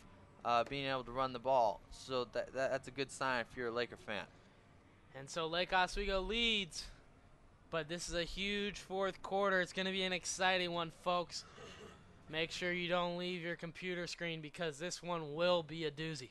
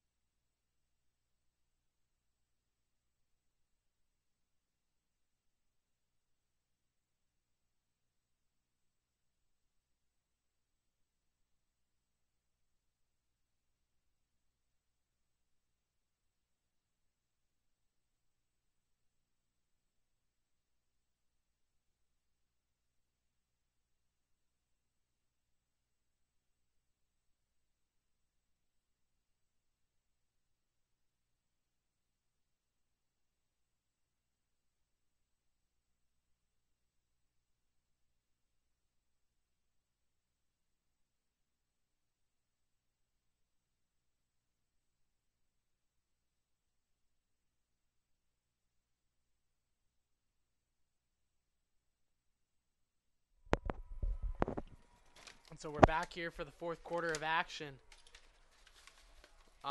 Lake Oswego up 28-21, ball at the 50-yard line. Rupi in the shotgun formation. Griffin isolated on the left side.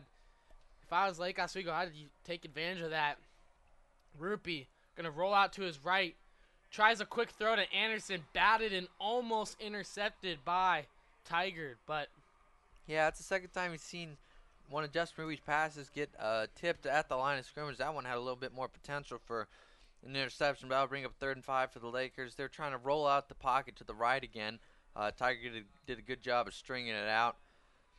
But if Tigard's going to keep isolating their corners on Connor Griffin down at the bottom of your screen, I think Lake Oswego is going to have a pretty good chance of getting a deep shot in here. So Lake Oswego go back to that spread formation. Again, Griffin is isolated on the bottom of your screen. If I'm Lake Oswego, I might want to take advantage of it, as I said last time, because Griffin's been having a great day so far.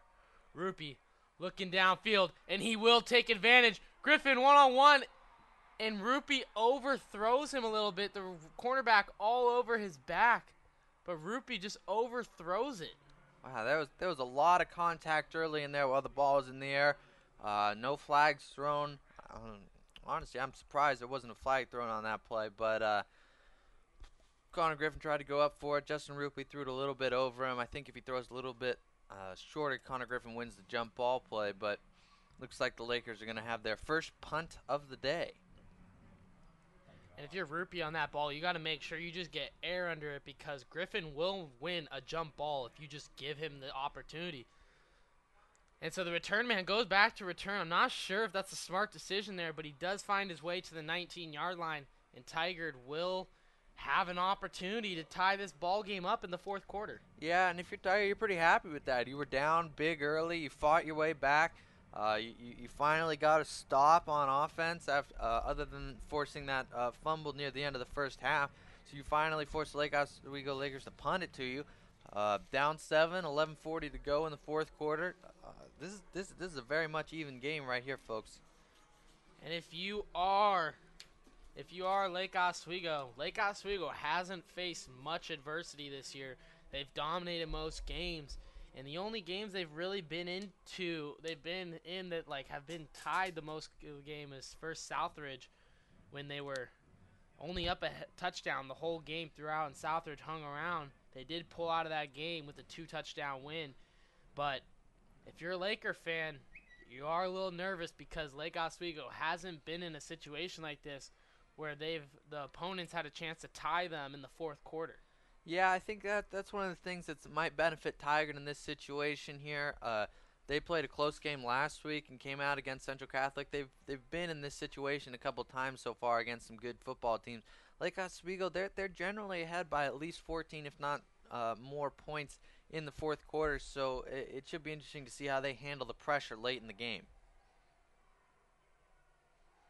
And there is 11:40 left here in the fourth quarter, so Lake Oswego will get the ball back with plenty of time, but it's a big stop here for Lake Oswego. If you're Lake Oswego, you really want to keep that 1-touchdown lead so you're at least comfortable. Because if Tigard scores, it's not the end of the world. It will be tied, possibly. Well, what you'd like if you're Lake Oswego, they haven't forced any turnovers today, which is surprising. This defense probably, I believe they're near the top in the state in forced turnovers. And so they haven't done any today. And so they'll run it to the left side. Zach Floyd will get a gain of about 4 as Lake Oswego stack the box. Yeah, they're really trying to bring people in off the edge, unblock. Neil Wagner coming in off the edge. They love to bring him off the edge, utilize his speed into the backfield early. But Zach Floyd is able to sneak by him, get to the second level, pick up a solid gain of about 5 there on first down. Tigard in that I formation. Quick snap as they try to catch Lake Oswego off guard. Toss to the left side. Gain of about 2. And now make this a 3rd down and short. Yeah, Tiger's trying to come up, and they're trying to push the tempo a little bit. They went on quick snapped it there. Probably went on first sound. Almost caught the Laker defense napping, but good play there by, I believe it was Ben Torkelson on the edge. Be able to come in and wrap up and make a hit. Big 3rd down conversion if you're Tigard. It's a must-need. Quick snap, toss to the right side. Floyd met by Mitch Lomax, a yard short of the first down. Huge stop from the senior captain on defense, Mitch Lomax. Yeah, great play there, making sure that he doesn't allow Floyd to fall forward. That was the key right there. He brought him up a yard short, and this is going to be a very interesting call here for Tigard, because I think if Lake Oswego gets the ball back, they might score again and put this game out of reach. But right now, looks like Tigard might call a timeout. They want to talk things over, as this is a very key moment in this football game. Mitch Lomax, the senior captain, comes up big here on that 3rd down. And that's what you like to see if you're Coach Corey. You have a bunch of seniors on this team who did experience this moment last year when they played a tough semifinal game versus Jesuit that went down to the wire. So some of those seniors, even though this year they haven't faced it, if you recall the last year, they had to face the adversity of being right with it with Jesuit. And so Lomax, being the senior and having varsity experience since he was a sophomore, he comes up big and makes a big stop on third down. Yeah, great play right there, getting into the backfield early, coming up, making a big hit.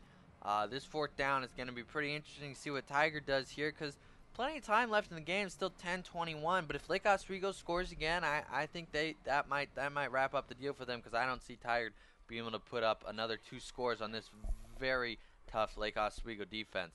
So it should be interesting to see if they have enough confidence in their defense to punt the ball back to Lake Oswego, or if they just want to try and pick up the first down right here with A.J. Hodgkins leading the way.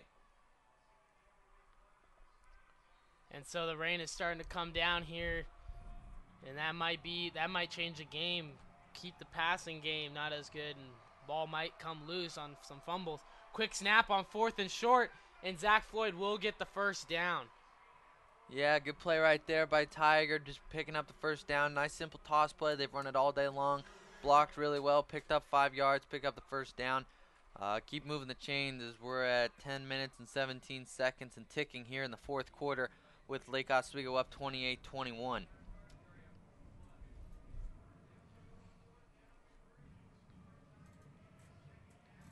And so Tigard will be in the I formation. Quarterback under center. He's going to hand off to Zach Floyd up the middle. Make that Manu was in on the running back for Tigard on the gain of about 3 or 4. Yeah, Mitch Lomax in there on the tackle along with Reed Martin and Austin Fonts. Good job of limiting the gain there, but Tigard's really being able to run the football right now, and Lake Oswego needs to do a better job of not letting him get 3 or 4 yards and limiting them to maybe 1 or 2, even 0. And so Tigard will be under center in the I formation. Quarterback fakes the handoff. Looking downfield, he has a man, Horrock, in coverage. Horrock with the interception. Jordan Horrock makes a big play. On 2nd and 6, Jordan Horrock comes up big with the interception. Yeah, you see him. He got beat earlier on that same route, that corner route by the big tight end from Tigard. He didn't give up inside position this time. He went up, met the ball at a ties point, brought it down. Huge interception there for the Laker defense. And they get the ball back with just over 9 minutes to go here left in the game. And it'd be nice to see, if you're a Laker fan, if you can just run the ball effectively here, wind the clock down to around like 4 minutes would be good aiming point, and stick the ball in the end zone, put this game out of reach. Big play for Lake Oswego with the clock at 9:15. Rupi under center. Rupi gonna hand off to J.B. Holmes. J.B. Holmes got a hole, and he'll get tackled about the 42-yard line. He'll be close to the first down. Let's see if they signal it. Yeah, but you're seeing Lake Oswego being able to do a good job running the ball effectively here in the second half, and really on that play, that was a great job right there by Lake Oswego offensive line, and J.B. Holmes seeing where the hole was. Nothing up the middle, just bounced it up to the outside. He's starting to do that a lot more now in this game. It's really working for him.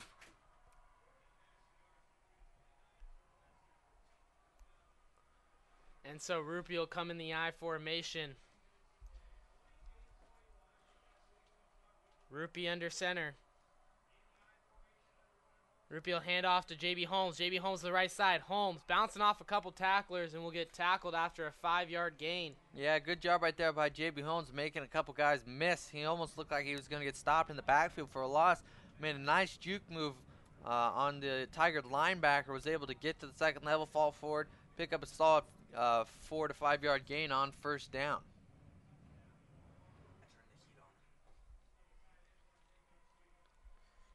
And so it's 2nd and 5 here. Just over 8 minutes left in the game. Rupi in the I formation.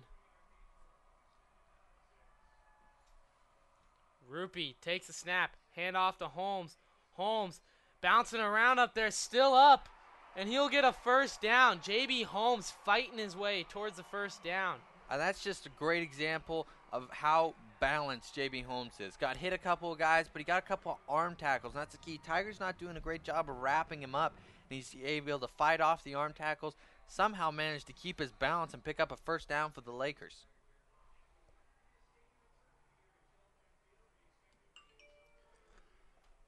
And so Lake Oswego have a first down in Tigard territory, and they keep that clock running.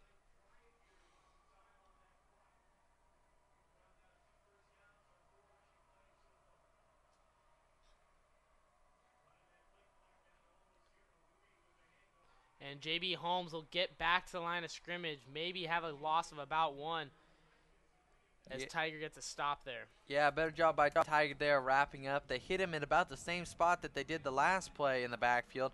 Last time he was able to squirt through. This time, not going to happen for him. Good job of the Tiger defense wrapping up. It'll bring a second down. But if you're the Lakers, you're okay with that because the clock's ticking. About to go under 7 minutes to go in the game here with Europe. Lakers leading up 7 points, 28-21. So you're happy as long as the clock's moving.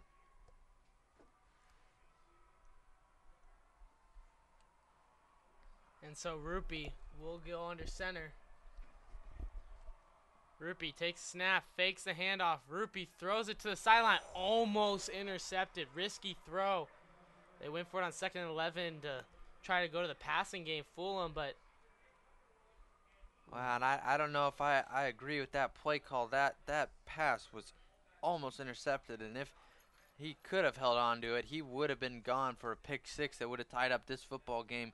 And now that also incomplete pass stops the clock at 6:44 to go, and forces the Lakers into a 3rd and long. Although they still have Connor Griffin isolated at the top of your screen, I'd be surprised if they don't just throw it up to him right here. Rupee on 3rd and 11, fakes a handoff, looks to Griffin, throws a comeback route. Griffin makes the play and catches it for a first down, Lake Oswego. There's a flag down on the field. This could be. Looks like it might be against the Lakers. Could be an illegal formation penalty. Yeah, this is looking like it's going to go against the Lakers. They're calling a legal shift. I didn't see anything. But evidently it's an illegal shift against the Lakers. That'll cost them 5 yards and a first down that Connor picked up. So that'll force them back to about a 3rd and 16 now. Now I don't know if I like the call there. Very, very weird call. You know, I didn't see anything unusual there, but refs are the ones who decide that, as it is going to be 3rd and long, 3rd and about 16 with 6:30 left. Clock is ticking down. Yeah, and this time Tigard's putting a safety help over the top on Connor Griffin, so if Justin does want to go deep to him, he's got to be aware of that. Rupee stays in the pocket scrambling. He has nowhere to go, and he'll get sacked for a loss of about 5. That's a huge sack for Tigard. Yeah, Justin Rupee didn't have anybody initially downfield. Kind of started to panic in the pocket, and then he took his eyes away from downfield, started to focus on whether he was going to get tackled or not, and that was kind of the issue there as the play broke down. Clock's going to tick under 6 minutes, but the Lakers are going to have to punt the ball back to Tigard. Not what you wanted if you were a Laker fan. You wanted to burn a little more time with the clock and would have rather gotten into the end zone and probably put this game out of reach. And this game is starting to look a lot like last year's semifinal match with Jesuit. Griffin kicks a deep punt, and the ball will bounce just inside the 25-yard line. 20-yard line. Ball will be spotted at the 20-yard line. Yeah, it was a high snap right there for Griffin. He seemed to have a little bit of trouble getting his hands on it. It was a good job making sure he secured it first, waited a little bit, make sure he had it in his hands, got a good punt off. Going to pin him back inside the 20-yard line, send back that, have trust in your Lake Oswego defense.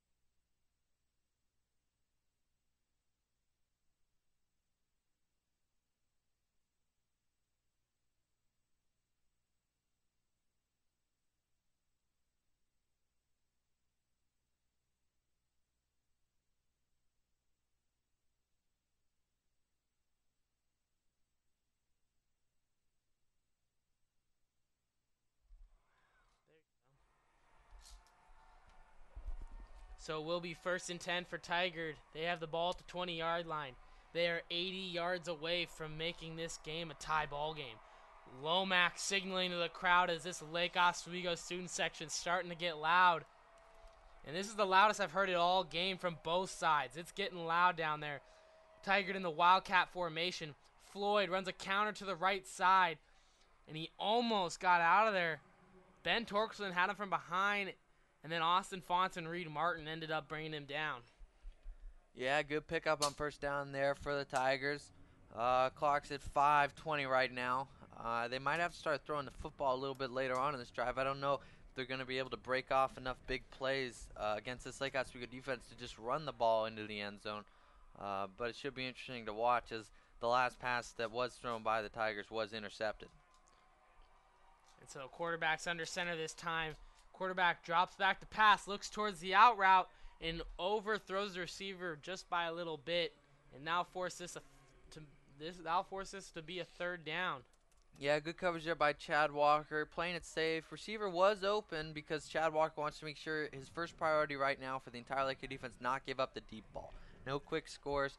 If they want to hit little underneath routes, that's fine. They can do that, but don't get beat deep is number one priority for everyone on the Laker defense right now. So it's a 3rd and 6. Tigard in the I formation. Big 3rd down for Tigard. Quarterback drops back to pass. He's got nowhere to go, and Fonts comes from behind and gets the sack. Austin Fonts kept going, and he gets the sack. Big play for Lake Oswego, and that's going to force a 4th down.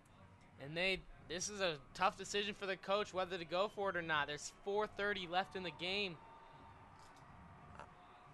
Yeah, and that's what you're going to call that a coverage sack right there. Jack Anderson, Mitch Lomax, he wanted his tight end down the seam route, but they both put a little bit of a hit on him. No illegal contact called. Big no call for the Lakers, and the Tigers look like they are going to go for it here on 4th down.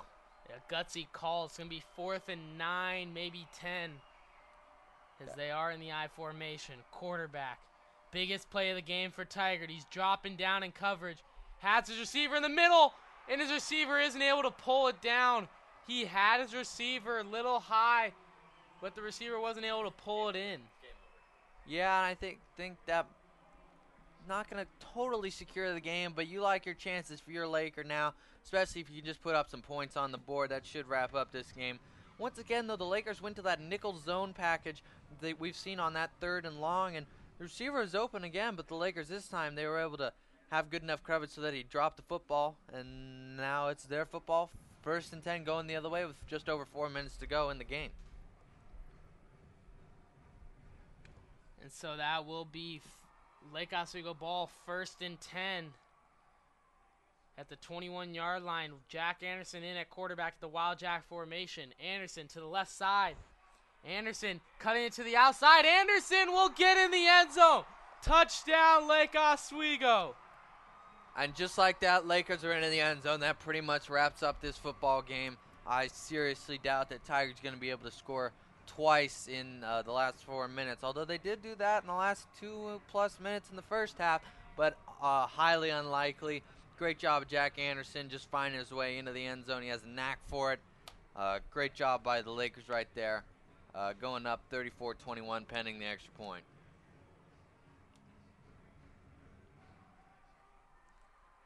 And so Lake Oswego will attempt the extra point, up 13. Griffin Graves has been 4 for 4 tonight on the night for extra point attempts. So let's see if he hits this one. Griffin Graves, the kick is up, and it is good. Graves hits it in, 35-21 Lakers. Yeah, Graves has been great, kicking extra points, 5 for 5 on the day. That's what you like to see if you're a Laker fan. Those points coming in big here late. Lakers up 14.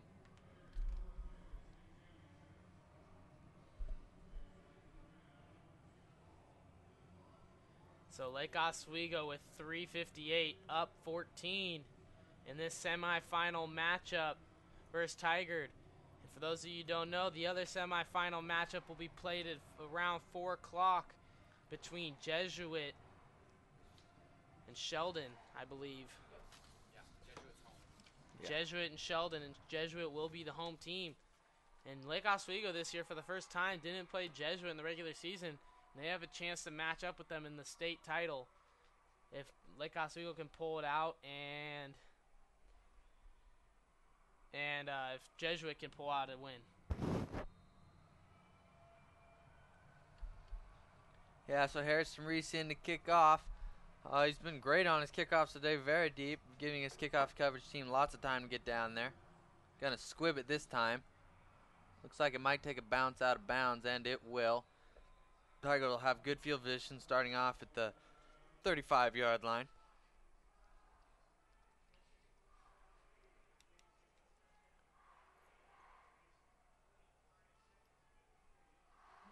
And the Lakers student section starting to get happy as they believe they have this one in the bag.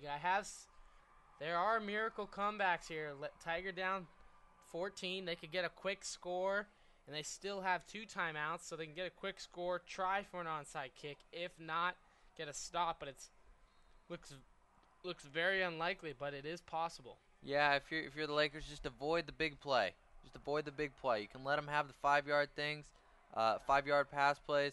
Coach Corey really not happy with something on the sideline. Didn't like what his defense. Some people looked confused. Chad Walker didn't know what they were doing.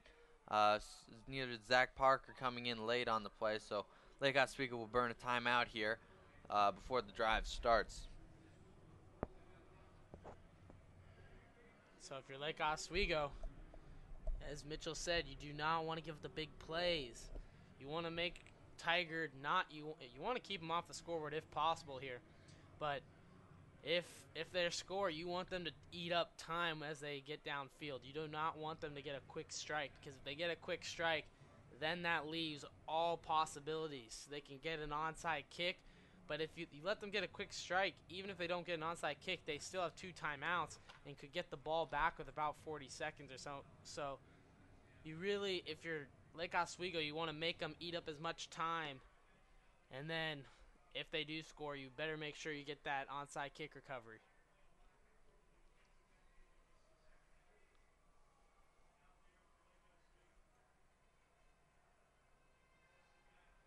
And so Lake Oswego looks like they figured things out, as they are going to be running a prevent type defense, as they only got 3 down linemen, 2 safeties, Horrock over the double receivers to the left.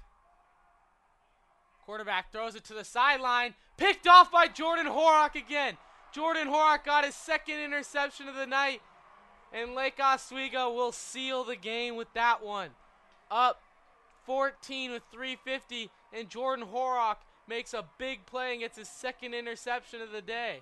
Yeah, that was good coverage right there by the Lakers. Also saw Zach Parker going back in there. Both very well in position to make a play on that football. Horrock comes up with the interception. That should seal the deal here for the Lakers. Should be able to basically run out the clock.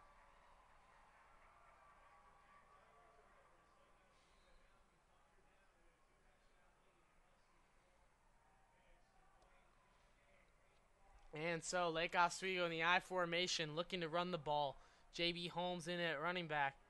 They'll give it to JB. JB will get a gain of about 1. Yeah, ball security is the only thing you really need to worry about right now, as I believe Tigard's going to burn a timeout. No, Tigard is not going to burn a timeout. All right, so 2nd down and 9 for the Lakers here, as though I'm sure we'll keep running the football, keep it on the ground.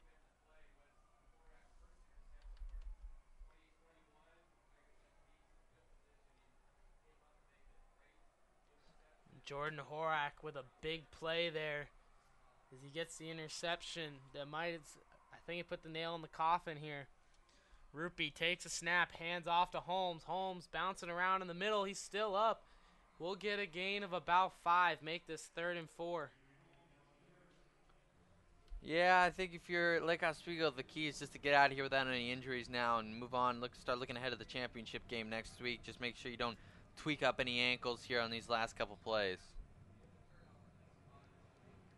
And so, as you said, Lake Oswego has been able to force turnovers all year, and Tigard was in the pressure situations, and Lake Oswego forced 2 big interceptions by Jordan Horrock. And that defense comes up big for Lake Oswego, which has been the theme all year. When Lake Oswego's been in close games, they get out of it with their defense. Rupee hands off to Holmes. Holmes bounces it, tries to bounce to the outside, and he will be a yard short. But the clock's ticking inside 2.5 minutes. And I believe they might want to go for it on 4th down and really just seal the game and not give Tigard the ball back. Yeah, I think if they pick up this 1st down here, they'll be able to run out the rest of the clock. The clock is at 2 minutes as Rupee does have the play call. 4th and 1. Lake Oswego bringing their goal line formation in.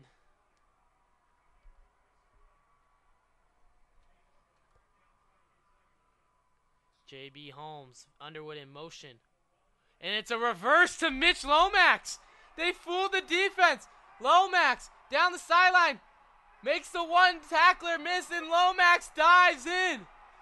Touchdown, Lomax.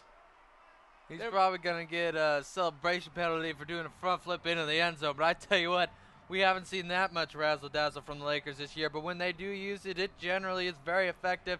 As you saw there, that's the ball game for the Lakers. They're up 3 scores now. What a play call. Mitch Lomax. Everyone thought it was a run up the middle. But Lomax gets it on a reverse, and he does a front flip into the end zone. Talk about sealing the game in a stylish fashion. Lake Oswego kicking the extra point.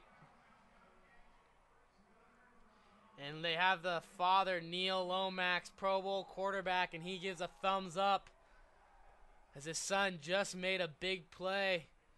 And that might be all over TV tonight. Because, wow, how to finish a game off? Mitch Lomax. And Graves' kick is up, and it is good. Lake Oswego up 42-21 with 1:35 left. What a play. Yeah, and that'll wrap up the deal. And if you're Laker fans, you're going to be going home happy.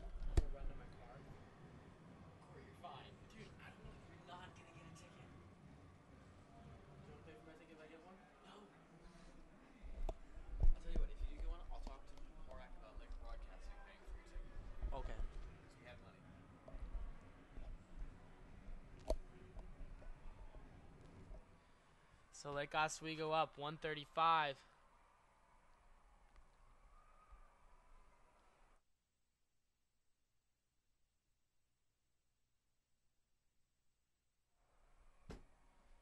So Lake Oswego up 42-21, 135 left. Harrison Reese will be kicking off. And Lake Oswego will be advancing on to the state championship next Saturday here back at Jeld-Wen. And Lake Oswego has the opportunity to repeat state champs.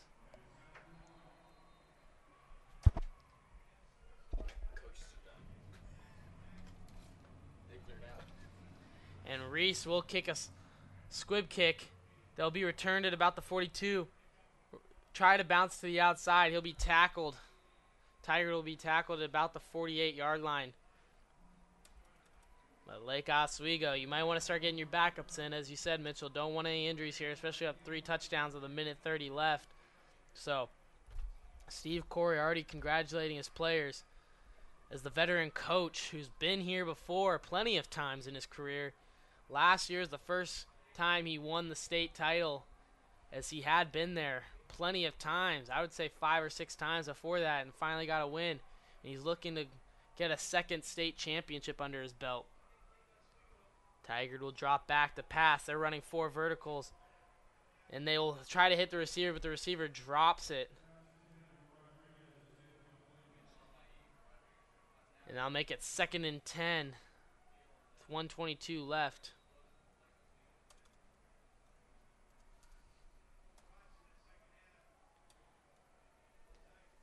Now, what a game by Lake Oswego played. The defense showed up, played really extremely well. Great first quarter, and then the defense just seemed to get stops when they needed it here in the fourth quarter. This game was only a 7-point game going into the fourth quarter, but they made plays, and Tigard throws it to the sideline. Receiver bobbles it, but does make the catch and gets out of bounds, stops the clock with 1:15. But Lake Oswego's defense comes up big, and the offense got it done. The defense gave them the opportunities to seal the game. They took advantage of it. Yeah, it's been the same way all year. Lake Oswego's pretty darn good on offense and on both sides of the ball, but the place where they really are able to put teams away is on their defense. With their defense, able to force turnovers, as you saw today, that's when they really started to extend their lead. Quarterback will do a halfback draw, hand off to the running back and he'll get up to about the 32-yard line, make that 2nd and 5. Yeah, as the clock ticks under a minute now left in the game.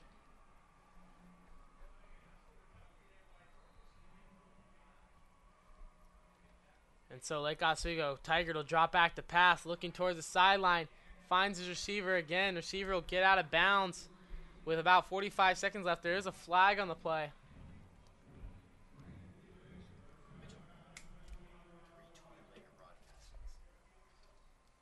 There's a flag on the play. And they're bringing the ball back. It looks to be on Tigard. Full start. The receiver was not lined up on the line of scrimmage. So that will push Tigard back into a 2nd and long.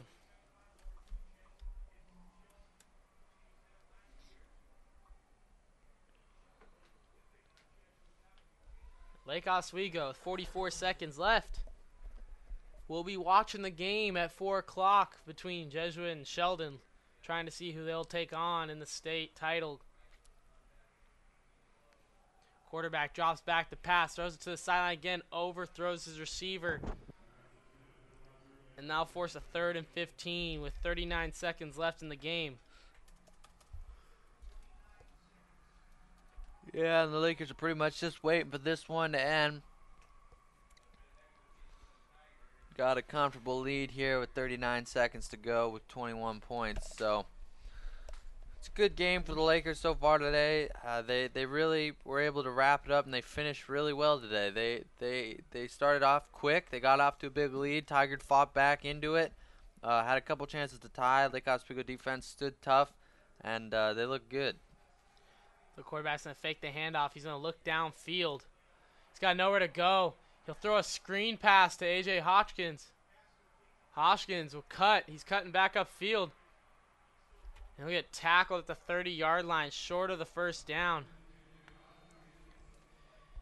And Tigard is going to call a timeout with 15 seconds. Looked like there was more time on the clock, but about 15 seconds remaining for this 4th down. So there should be probably one more play. And for a stat that most of you fans might not know, this Lake Oswego team is filled with a bunch of seniors, and this senior group has actually not lost a game in their high school career. That's pretty impressive. They're undefeated. They were undefeated throughout their freshman year, undefeated on JV their sophomore years. Then on their junior year last year, they were state champs and ran the table undefeated. And this year so far, they are undefeated, and they got one more game after this. And this group of seniors could possibly go out never losing a football game in their high school career. Knock on wood, though. I mean, that's an okay record, I guess. I mean, there's some room for improvement. A couple of games were kind of close, but overall, generally having a perfect record is pretty good. I might have sensed some sarcasm, but not quite sure. Not too good at sensing that type of thing. But as I said, 20 seconds left in the game. They're 20 seconds away from a state title. State title game hopes. And Tigard will go home. Tigard's a great team, though. You have to give your hat off to them because they've played a great football all year long. Looks like they turned the ball over here, and the clock will just run out. Lake Oswego's offense. Looks like Lake Oswego will have to come out and take one knee, but Lake Oswego is off to the title game. And we'll be back here next week at Jeld-Wen versus the winner of the 4 o'clock game between Jesuit and Sheldon. And Laker Broadcasting will have updates on that game. And for all those fans who have been who will be tuning into our delayed broadcast, we appreciate the viewers. We hope you all are enjoying the broadcast. Special shout out to the crew. Amber Swain on the camera, doing a great job. Trevor Moore putting this whole broadcast together. It looks like Lake Oswego clinches the title. You got Mitchell McLaughlin and Corey Coombe here on the broadcast as we'll close out the semifinal game. Lake Oswego 42-21. And you're watching Laker Broadcasting.